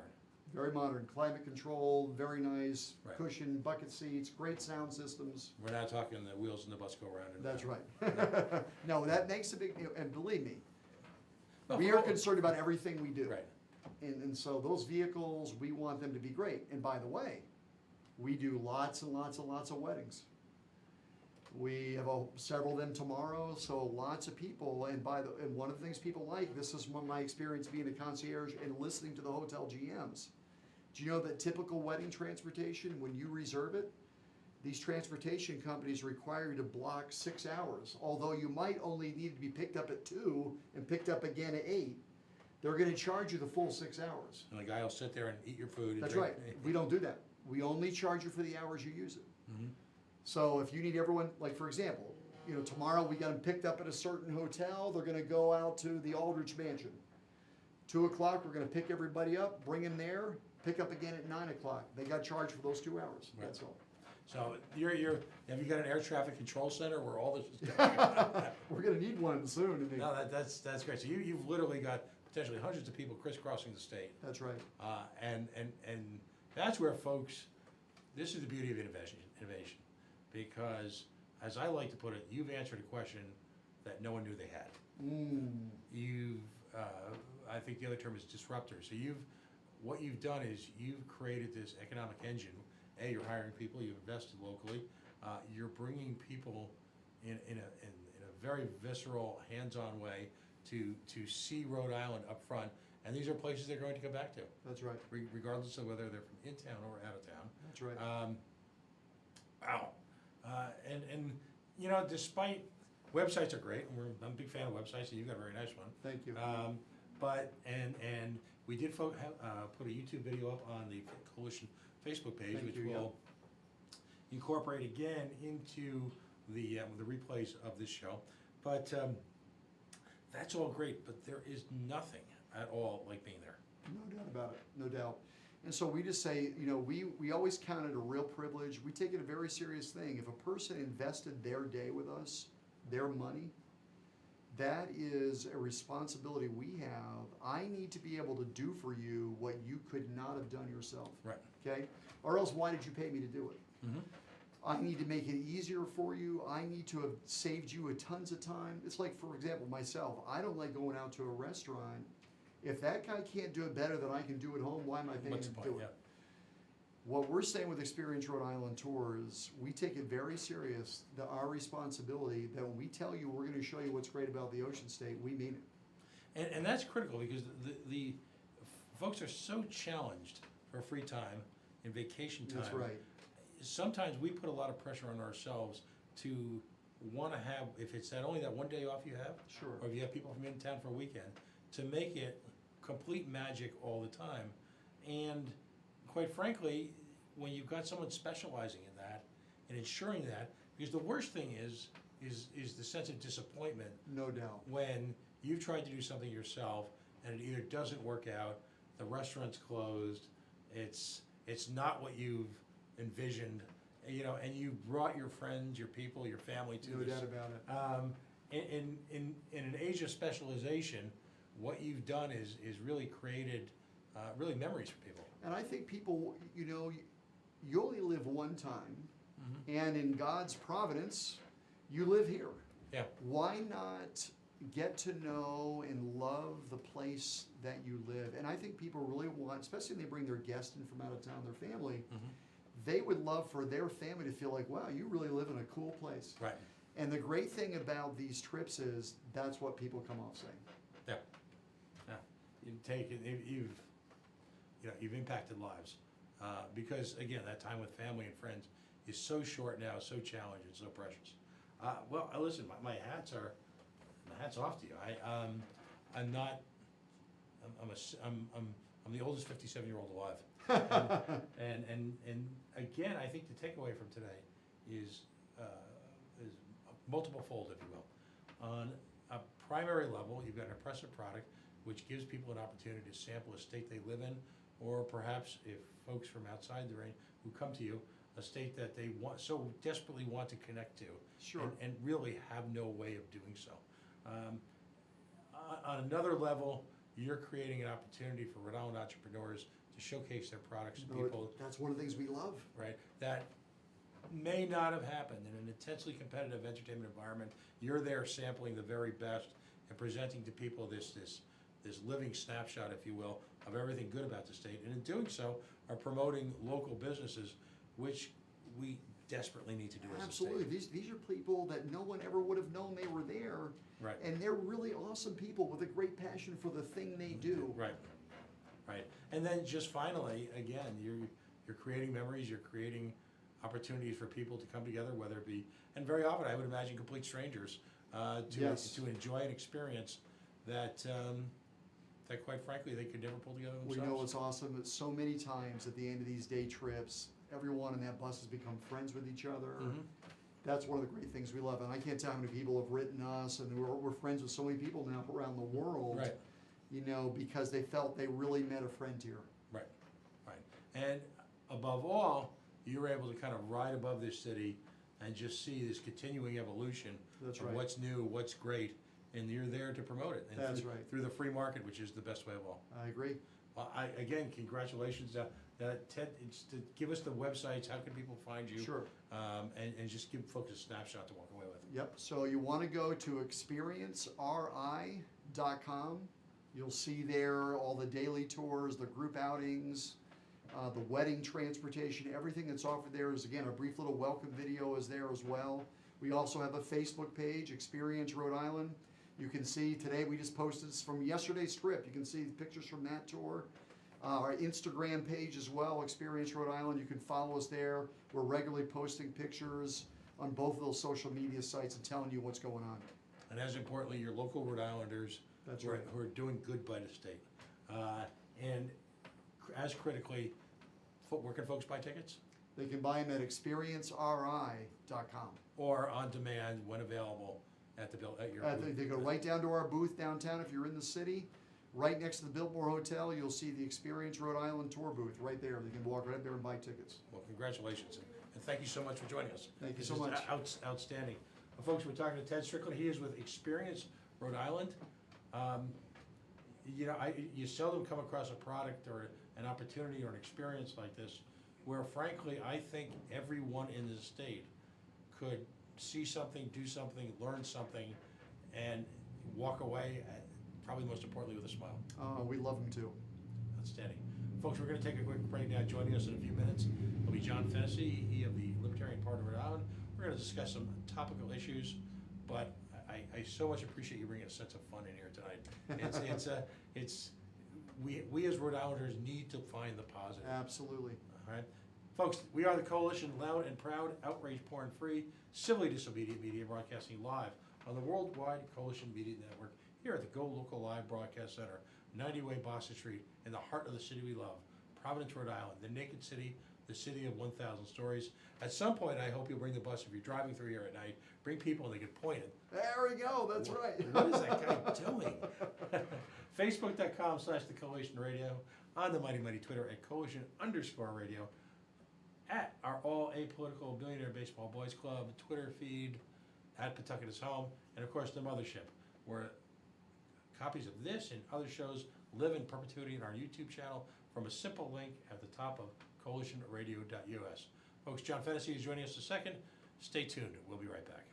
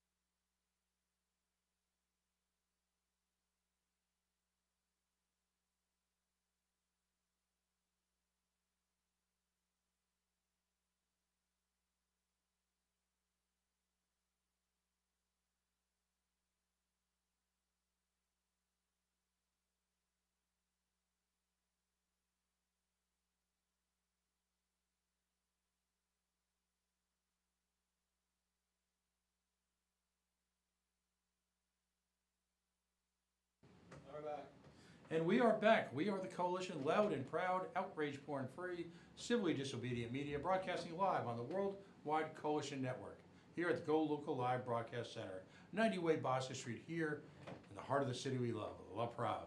Facebook.com/The Coalition Radio, on the Mighty Mighty Twitter at Coalition_Radio, our all apolitical billionaire baseball boys club feed, which of course is at Pawtucket is Home, and the mothership, coalitionradio.us, where a quick link to our YouTube link at the top of our page, where lives in perpetuity all of our programming. After a little while, it takes us to get it up there. Joining me live on the line is no stranger to the show. He's filling in for John Fennessy. We had a last-minute issue come up. I'm talking about Daryl Gould. Daryl is known to the show for a few reasons. First of all, we're grateful for his continued sponsorship. His company, Air Sciences, mold remediation, biological hazards, both in the workplace, in education, and at home, is known throughout the East Bay and throughout the state as a quality provider of healthcare insurance, and if you will, by taking your home and just making it cleaner, safer for everyone who lives there. He's also been very active in the educational community, particularly in the East Bay, where he's raised critical issues about Common Core, education, bullying, parental responsibilities, accountability and transparency from the school systems. He's visited us for that. Tonight, he's serving in his capacity as the new outreach coordinator for the Libertarian Party of Rhode Island. We're thrilled that he's taken on that responsibility, taken on that capacity, and we have great hopes for what we're going to do in the coming months to reach out to the community. So finally, and this will be sort of the theme for tonight's conversation, finally provide Rhode Islanders with a liberty alternative to the current duopoly, the failed two-party system that I believe is significantly responsible for the miasma, the challenges that Rhode Island faces today. Daryl, welcome back to the Coalition, and as always, thank you for your support. Thank you very much for having me, Pat. All right, so let's sort of start from the beginning. First of all, let's talk about your capacity as the outreach coordinator now for the Libertarian Party. What are your plans? What's your vision? You know, what are your goals? So, as you're aware, Pat, there's a group of us who've been very much involved in kind of the Libertarian Party of Rhode Island rising from the ashes and giving it kind of a reboot, going back probably about 3+ years ago. We've operated. I'm very pleased with the efforts on everybody's part. We've done some great things. We made some great moves. We've fielded some, dare I say, great candidates. Yourself included. So, moving forward, the hope is really to kind of get this next phase and provide a little bit more value in the events that we have. We have our monthly meetups, which traditionally have been somewhat of a social event, roundtables. We talk about various political issues. And moving forward, I think it's going to be a little bit more specific issue focused.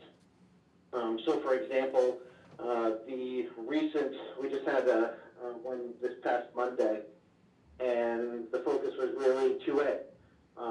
We have an event coming up in June that is really focused on informing and educating the public, which is, I think, a different angle than most people have taken traditionally on this issue.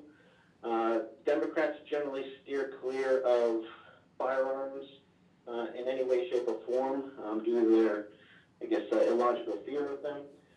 The Republicans are more than happy to participate in guns, but it tends to be more preaching to the choir. They'll go to the 2A community when they need votes or support. But as we've seen, they're all too willing to compromise and negotiate on things that they really should be standing their ground. So what our event is really focused on, and that's coming up at Sakana River Outfitters, Green Small Business located in Tiverton, Rhode Island. A great group of people. They're politically active on 2A, and they're very open to us and kind of our stance on things. So what we're doing is teaming up with them and offering an event that really is a free education event. So the big concern with firearms being this fear mongering that goes on with it. So we want to attack that head on with information and education. So we're going to give people an opportunity to come out, learn the basics about firearms, proper handling, safety. We do have Instructor Craig who's going to basically provide some instructional services for us.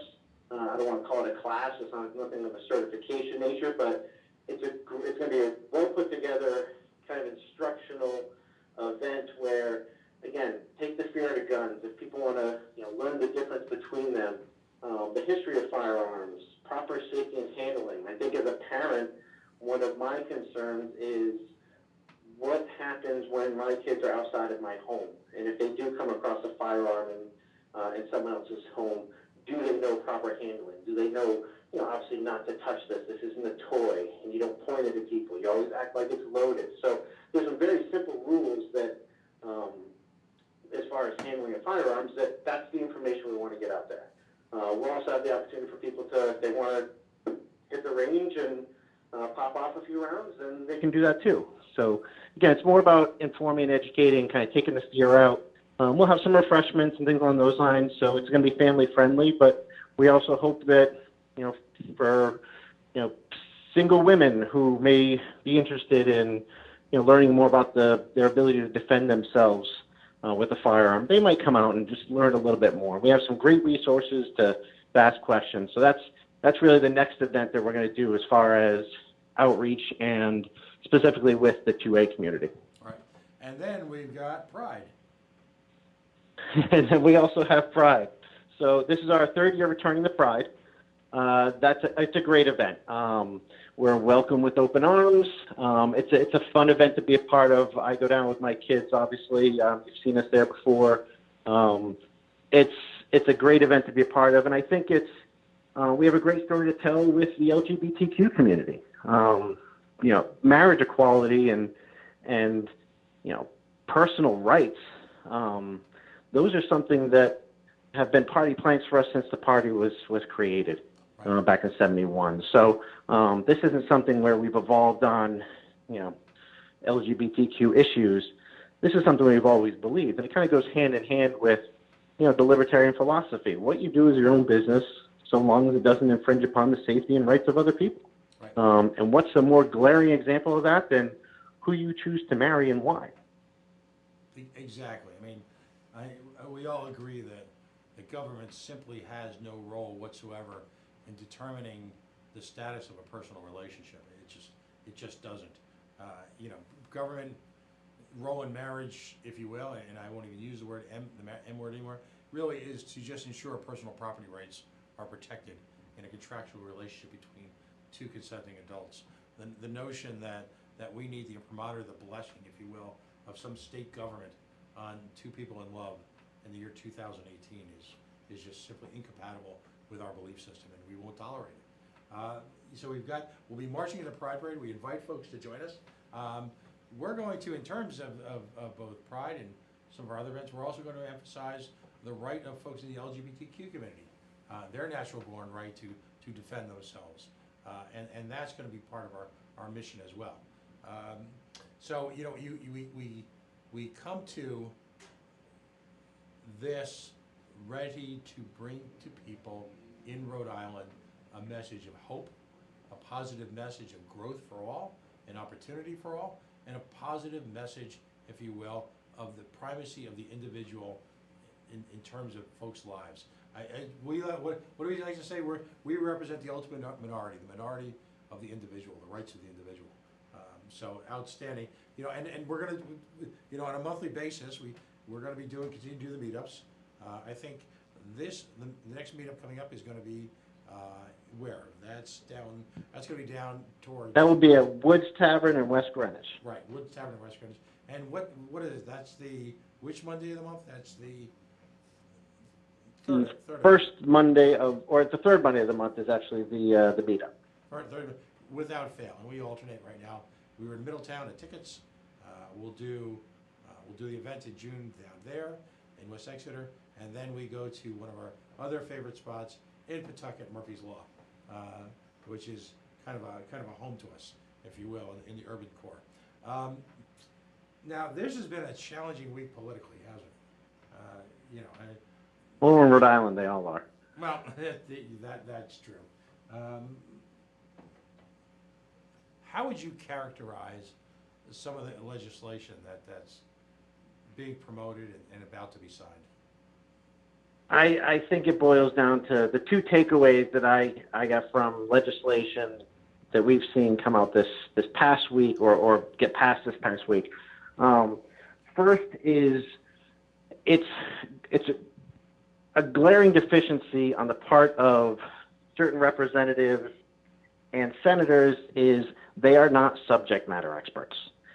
And so what we find, and I think the bump stock legislation is a perfect example of this. This is something that people with no understanding about the mechanicals of a firearm, they use language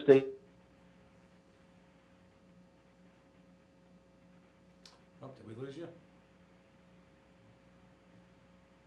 Technical difficulties here at Coalition Central.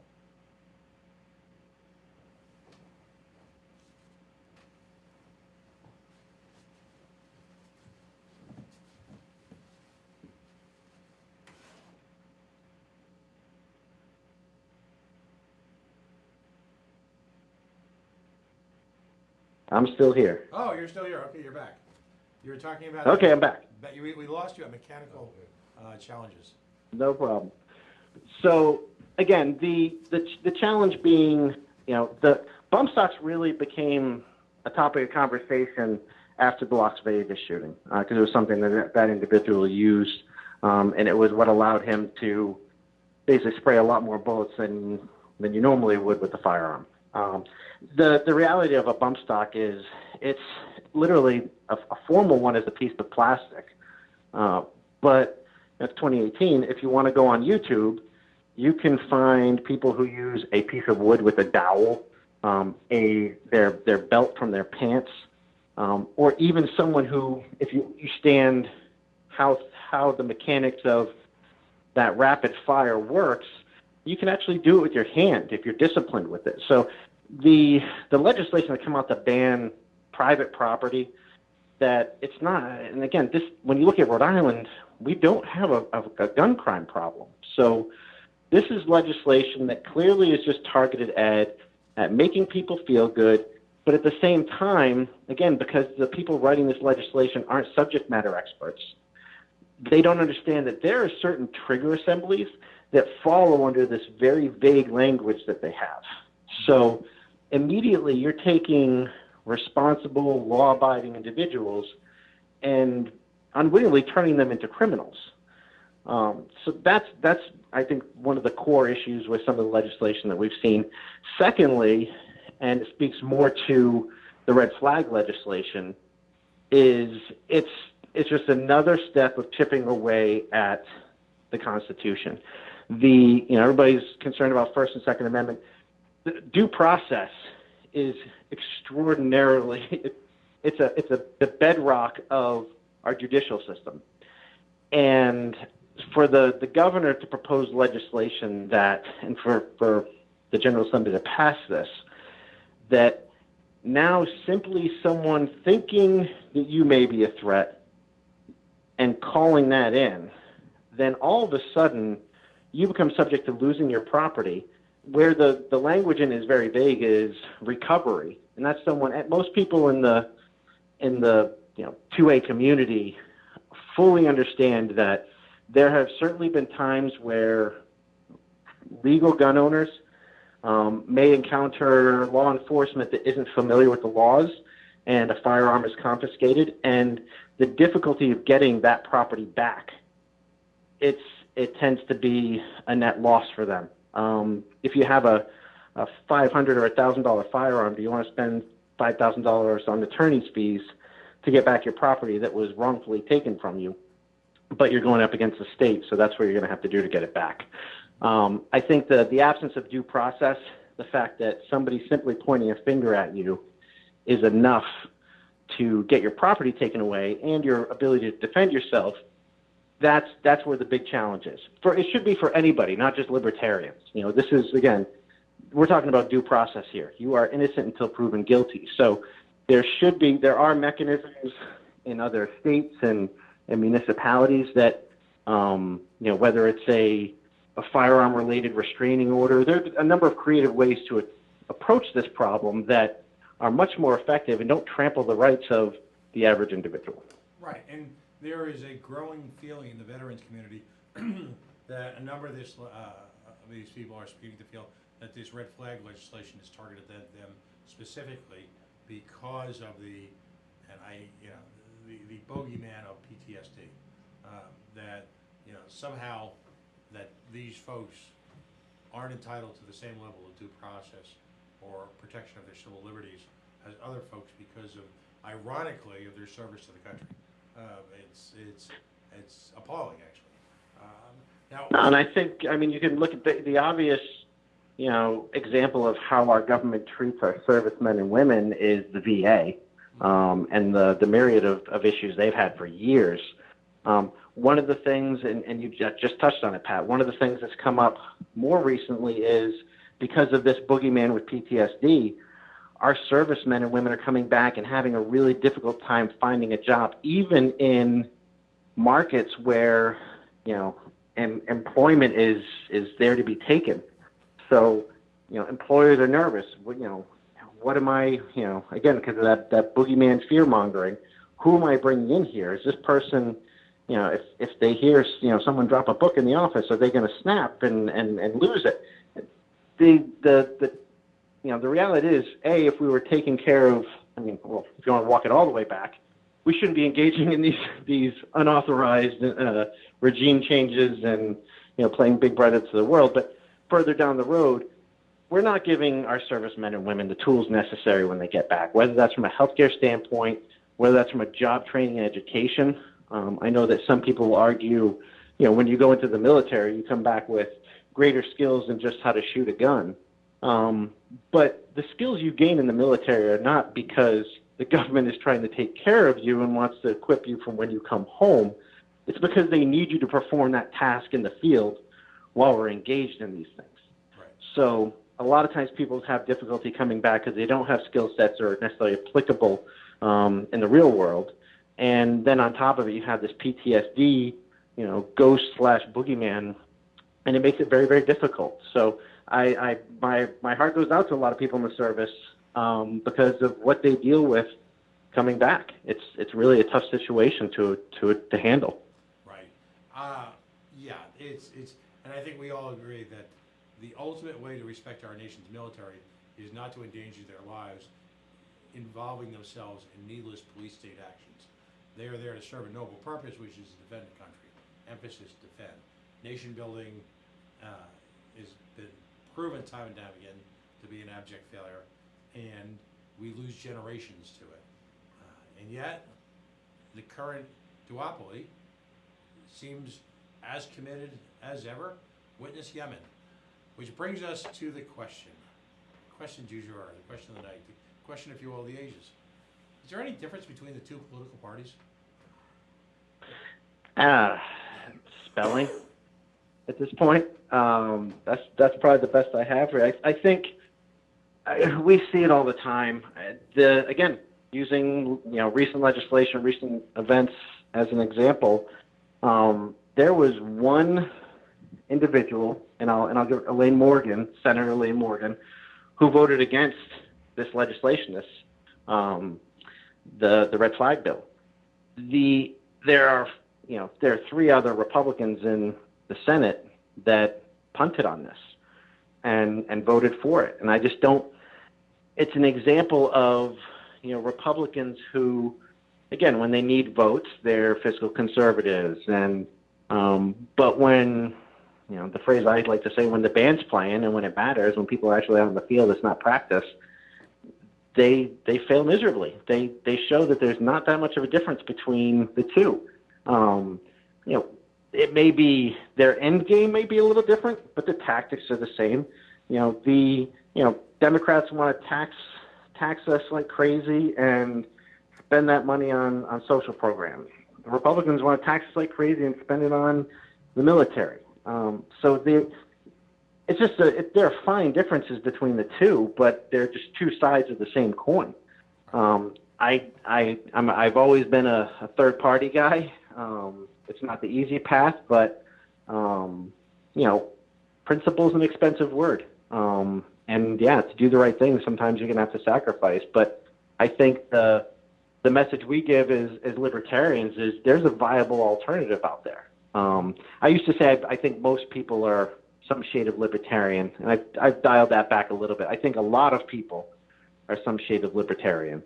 And I think if you just approach it from an apolitical kind of view and just say, who has the right to tell you what to do? And, this stuff dials back in the libertarian circles we talk about all the time. This goes back to the stuff we learned as children. Don't hurt me, don't take my stuff. It's that simple. And they're values and principles that they're very, very difficult to argue against. And the beauty as a libertarian is I don't have to evolve on issues.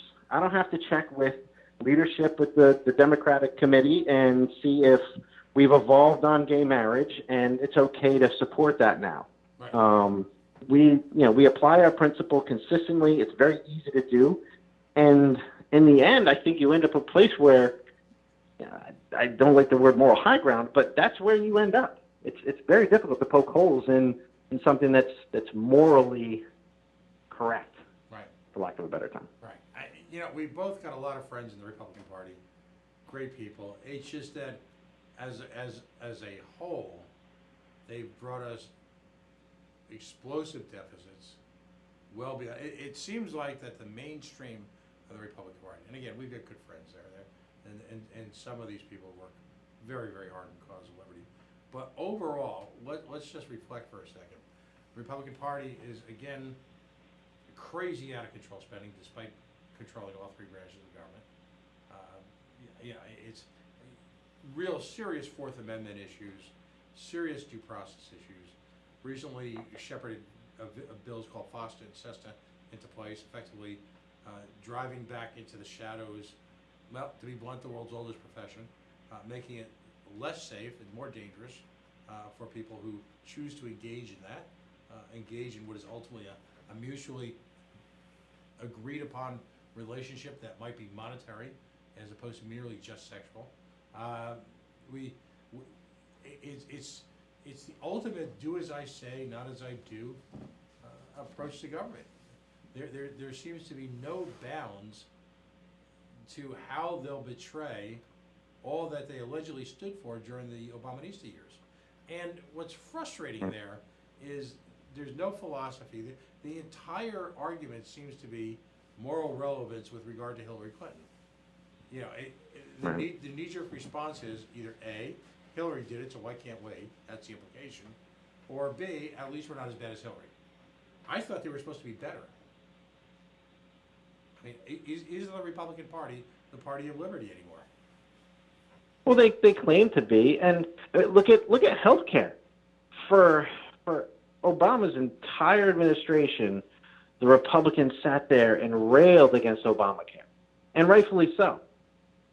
After 8 years, they finally get their crack at it, and they have no plan. How do you sit there for 8 years complete? I don't understand why the voice of no from them is any more valid than anyone else, but there's nothing behind it. The emperor has no clothes. I don't understand, and I guess I kind of understand. People are brand loyal, and I think, especially with politics, especially people who are very active and engaged in politics, it becomes your identity. I'm a very political person. I identify as a libertarian. If you ask me to talk about myself, within the first minute, you're going to hear the word libertarian or some political leaning views. So I think it's very difficult for people to switch parties at times, unless there's some cataclysmic event. It was very easy, obviously. Trump was a huge catalyst. There are a lot of people who might leave the Republican Party because of Trump. But short of having that big catalyst event, I think a lot of people, because it's ingrained in them, by leaving their party, they feel like they're admitting they were wrong. Right. And when you're talking about people who grew up as with a certain party affiliation, you grew up as a Republican, and you've been a Republican your whole life, and you've been waiting for your crack so that your guys are in charge, and then when it goes sideways, it takes a lot of courage. It sounds like I'm overstating. It might sound hyperbolic, but it takes a lot of courage to look in the mirror and be like, you know what, either things have changed or I'm not in the right place. This isn't where I belong. And I was wrong. And now I need to move on and find someplace where my beliefs actually line up with the performance of the people who purportedly represent me. Right, and a lot of libertarians were at one point in time neocons. I was. I was Yep. a hardcore Republican. I was wrong. I was wrong about the Iraq War. I was wrong about legalization of drugs. I was wrong about this, egregious spending coupled with tax cuts. I was wrong about nation building. I was wrong about medical cannabis. I was wrong. I don't think I was ever really wrong about marriage equality, but there are a lot of things I was wrong. And, I don't know if it's age, the benefit of age, life experiences, but I'm also refuse to support a government that engages in what is it, they call it dog whistles, signaling. Right. And so the passion for us is none of us have ever been democratic. We've never really been collectivist, most of us. That was never our thing. But at the same time, we have to look honestly at what is taking up all the oxygen in the room as the quote-unquote opposition. The conventional wisdom, as perpetrated by a variety of causes, is that if you're not supporting Trump, you must have supported Hillary. And it's just as false empirically as if you don't support the war in Iraq, you must be a pacifist. If you don't support Right. the president in this crazy back and forth with North Korea. Deductive reasoning at its most basic and flawed level. Right. Circular logic. Means justifying the ends. Every single thing is at work here. And Which brings up a good point, Pat, because I think, as someone responsible for outreach for the party now, there's, our approach, we're inclusive.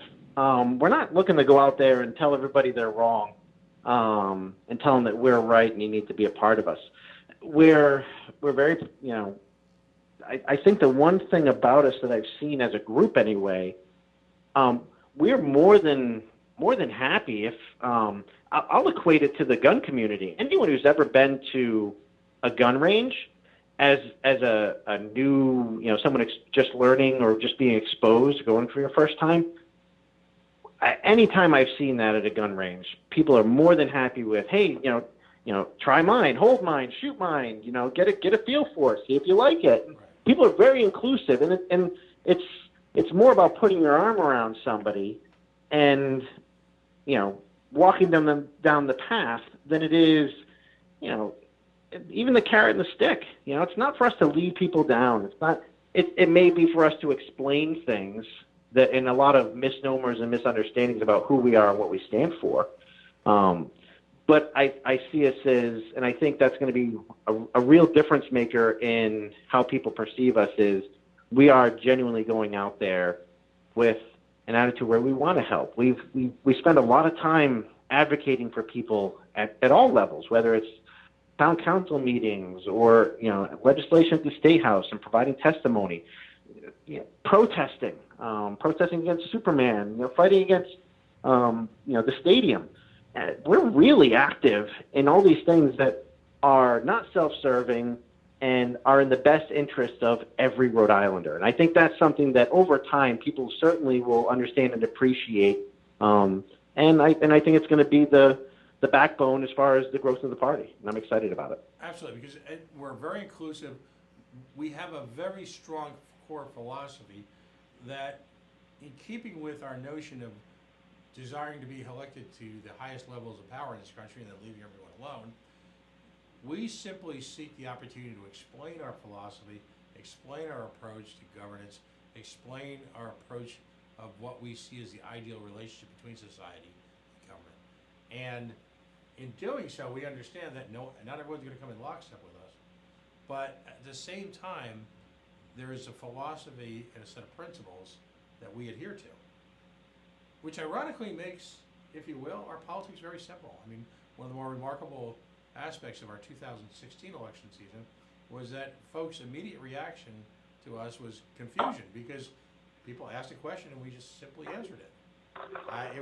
There was no we might have pondered it for a moment or two, but there was no hemming or hawing. There was no tap dancing. You know, folks ask us, you know, why we support the right to carry arms, and we like to simply put, we don't need a piece of paper. While we're constitutional, we believe in the Constitution. It's simply a roadmap, if you will, for other people to understand where they're going. But we believe that it's a natural right to bear arms and defend oneself against governments, as I like to say, both hostile and domestic and hostile, and domestic and friendly. It's Yep. it's really natural rights. And I think, I mean, there's some, again, going back to the testimony at the State House, there were some people with some very, you know, as a 43-year-old white single dad of 3 kids, I have my lens that I look through. And I can certainly try and put myself in other people's shoes and come up with, you know, people who may be poorly affected by legislation. But there were some people who came out and testified. There was a certain, I forget his last name, his first name was Keith, but he was part of the LGBTQ community and also a Second Amendment advocate. And, you know, I think one of the strongest pieces of testimony, and it certainly went, you know, somewhat viral locally in the state after those hearings, was him calling out Rep. Jason Knight and saying, you know, you're creating legislation that is preventing people from defending themselves. And in the moment, Knight didn't even really realize that was the case. And he argued that point and said, there is nothing in all these pieces of legislation that you're not going to be able to defend yourself. It's going to affect people's ability to defend themselves. One of those pieces of legislation was trying to raise the age of firearm ownership from 18 to 21. And he immediately, you know, I believe his name was Keith, but he immediately shot back and said, what if I am an 18-year-old transgender who is 2 to 3 times more likely to be the victim of a violent crime? If I'm 18, you just took away my right to defend myself. So what happens then? And I had to backpedal. You know, it's late and I didn't consider that.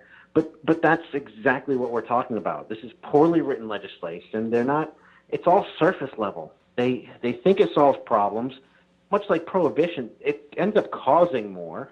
You know, it's let's make drugs illegal. Well, now you've created a black market. There's organized crime. We have, you know, we approach it as a criminal issue. We're putting people in jail at a breakneck, you know, pace. It's all these problems downstream, and it's because somebody thought they were doing something good, something moral, and something right.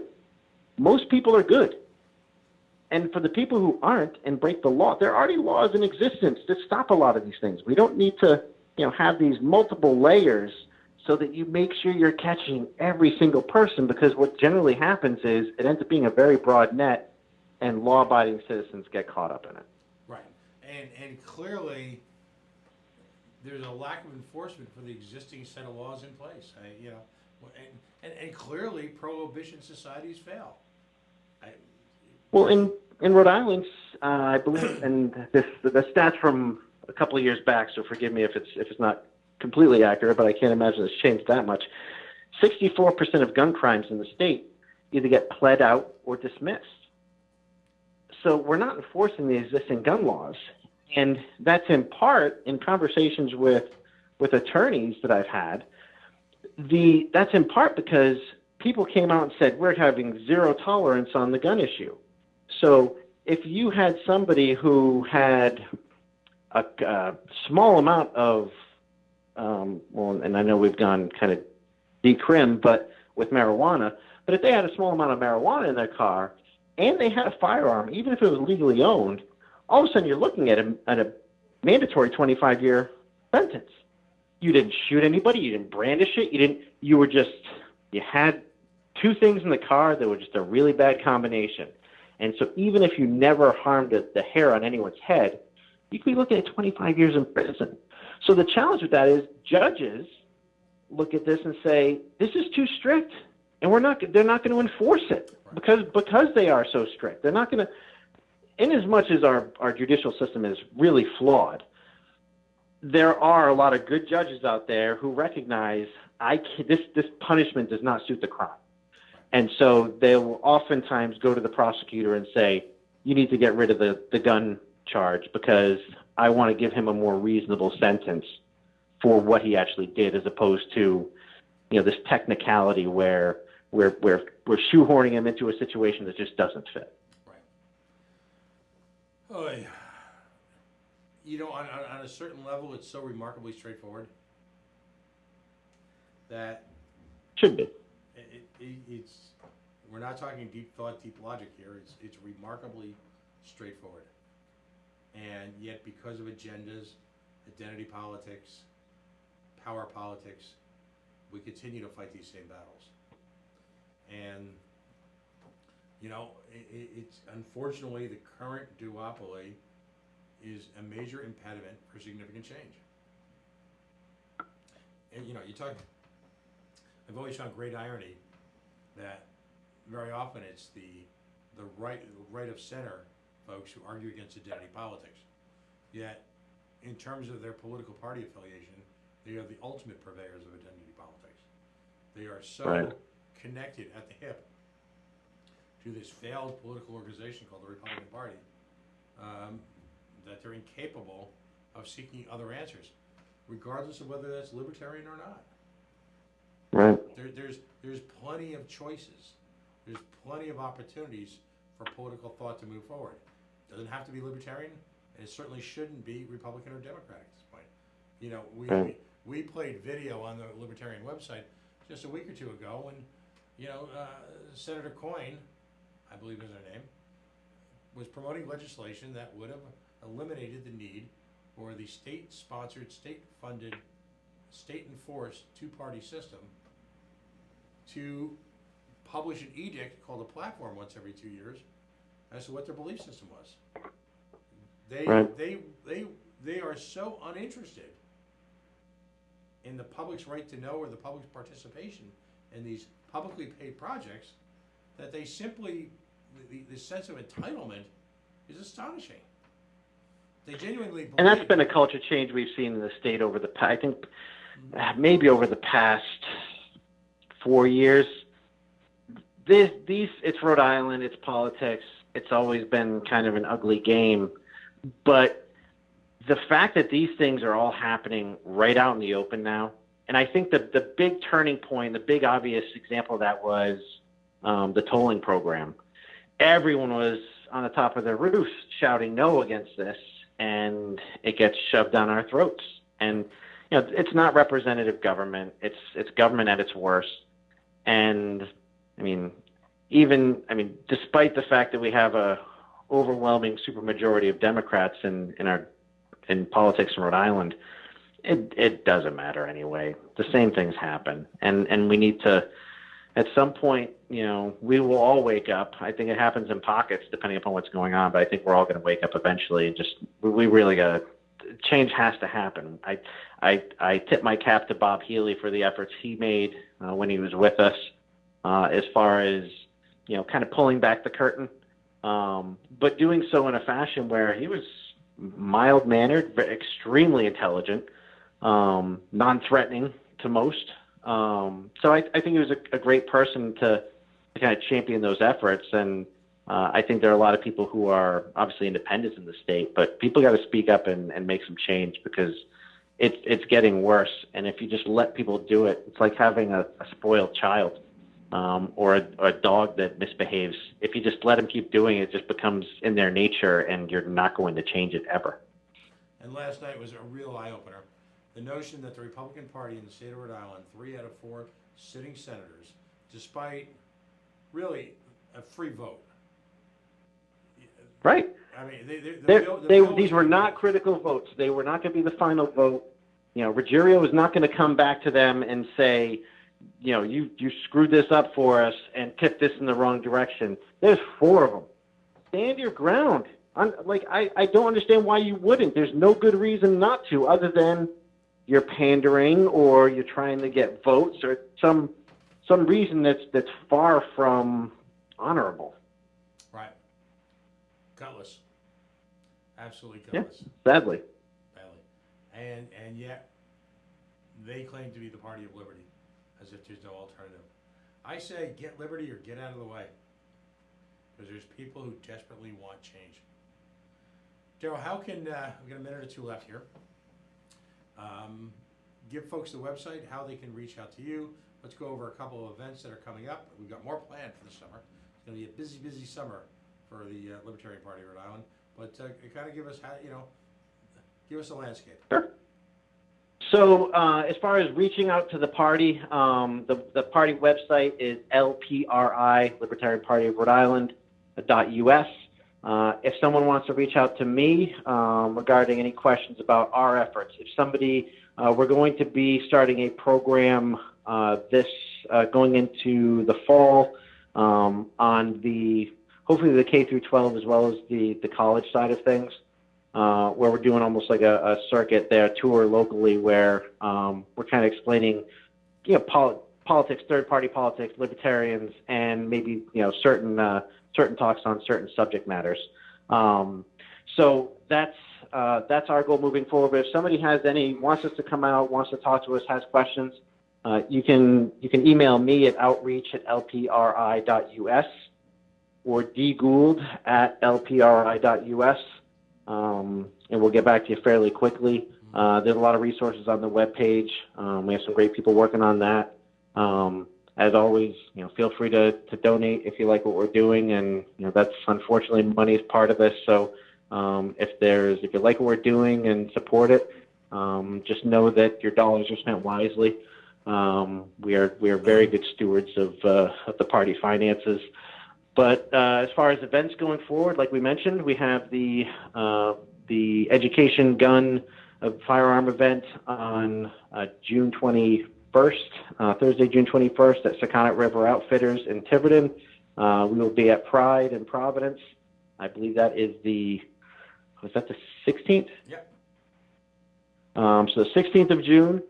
We have our meetups on the third Monday of every month. You can follow us on Facebook. You can follow us on Twitter. We're everywhere. We have some other events scheduled. We'll be doing a cookout. We're going to be going back to Colt State Park to do a cookout and kind of lunch with libertarians, where we'll also have the opportunity for people local to meet Billy Hunt, if they haven't already, who's our candidate for district rep in 68, which is the southern part of Warren, the northern part of Bristol. Billy's a great candidate. We're throwing all the support behind him and a couple other guys we have running. One for Senate. We haven't announced yet. And yep. Russ Gunlock. In I believe what district is Russ in, Pat? We're gonna get into more detail on that later in the week. Okay. Okay. Not a problem. And then we have Francisco, who's running up for city council in North Providence. We have some good candidates. We'll be doing events with them. We'll be at the Colt State Park again with the cookout event, and we're going to have a larger event this fall where we hope to have some really strong speakers, and we're really excited about that one. We're looking to bring kind of a much larger event than things we've tackled in the past. So we're excited about all these things. Again, we're open to coming out and working with people, meeting with people. We try to be as active as possible on the charity side of things. So if you are part of an organization that needs help or needs to get the word out, again, reach out to us. We are legitimately here to help. Absolutely. And it's not just on the political side, but at the end of the day, our group as a whole is really compassionate. And so it makes it an easy group to be a part of. But we're more than willing to roll up our sleeves and actually walk the walk instead of just lip service. Exactly, and that's the difference. Whether it been the Providence Red Sox, whether it be the Pawtucket Red Sox, whether it be the Superman building, medical cannabis, the legalization without regulation of cannabis, whether it be marriage equality, whether it be third party and electoral reform. We are the party of principles. We are a principle philosophy. We are also the party of action. And, we are the mouse that roared, if you will. and the big government types, and quote the immortal John Rambo, we're coming to get you. With love in our hearts.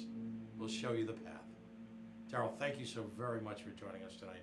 Thank you for your continued, Thank you for having me, Pat. It's always a pleasure talking to you. thank you for your continued support of the program. Congratulations on the ongoing successes of Air Sciences. And, you know, we're going to be, you're going to become a regular part of the program as we really broaden our outreach. It's almost instantly, starting this month, Excellent. June of 2018. Okay, folks, well, again, we're past the 9 o'clock hour. It was a fascinating evening. We kind of saw it all. Folks from Reason Magazine joining us, discussing the entire range of ongoing political issues from the perspective of America's leading premier libertarian publication. Folks who have, I think, one of the most innovative, fun business ideas here in Providence. Of course, I'm talking about Experience Rhode Island. Please, please, please give them a shot. They're actually already a very successful ongoing business, but I can't imagine a better way to spend a summer or fall afternoon than perhaps, you know, kind of breaking a little bit out of our comfort zone, the normal places we all go to, and giving one of their adventures a shot. Because they are adventures. And of course, Darrell Gould joined us in the last hour to talk about the libertarian movement, red flag legislation, and the continuing struggle, if you will, of Rhode Island to grow beyond the duopoly, beyond the limitations of a two-party system. Folks, this show would not be possible without our sponsors. You saw them on an ongoing basis throughout the night. Beacon Shipping and Logistics, 1-855-3-SHIP-IT. World-class vehicle transportation, utilized by manufacturers, OEMs, and consumers from around the country. Whether it be that car you buy at eBay Autos, that Aunt Sally's car that little Susie's going to be using at college, perhaps you found that great internet deal in some other part of the country. Beacon Shipping and Logistics, professional world-class automobile transportation based right here in Warwick, Rhode Island. 1-855-3-SHIP-IT. Call Eric and his hardy crew. They'll get you your vehicle there efficiently, cost-effectively, safely, and give you peace of mind at the same time. Of course, Darrell Gould was just visiting with us. Air Sciences, mold remediation, biohazards. He deals with it all, whether it's for your home, the workplace, or perhaps the school. Give yourself and your family the comfort and the gift, the peace of knowing that you live and work in the cleanest environment possible. The greatest soda in the world, Yacht Club Soda, yachtclubbottlingworks.com. Folks, 103-year-old tradition. Rhode Island's boutique soda before we knew we even needed a boutique soda. You know, it's Memorial Day weekend. They're going to be open tomorrow. If you have this Saturday off tomorrow, if you're so fortunate, take a trip down to the bottom of Hope Street and Blackstone Boulevard and go to one of Rhode Island's premier farmers market, run by the members and the exhibitors, the sellers right there. You get an entire range of Rhode Island farm to table, and right there, right in the middle of it, John Zambato. It's going to be a little toasty, so what better way to cool off on a summer afternoon with a Yacht Club root beer, a Yacht Club cream soda, or any one of their dozens of flavors. And of course, if you're going to have a cookout this weekend, you know, you're probably getting some of the burgers. Hopefully, you're buying some soggies. The best Rhode Island has to offer. You're putting together really a wonderful plate of food for you, your family, your friends. Don't settle for the refinery sodas. Get the best soda on the planet, Yacht Club Soda. Folks, we are the Coalition, loud and proud, outrage-born, free, civilly disobedient media, broadcasting live on the Worldwide Coalition Media Network.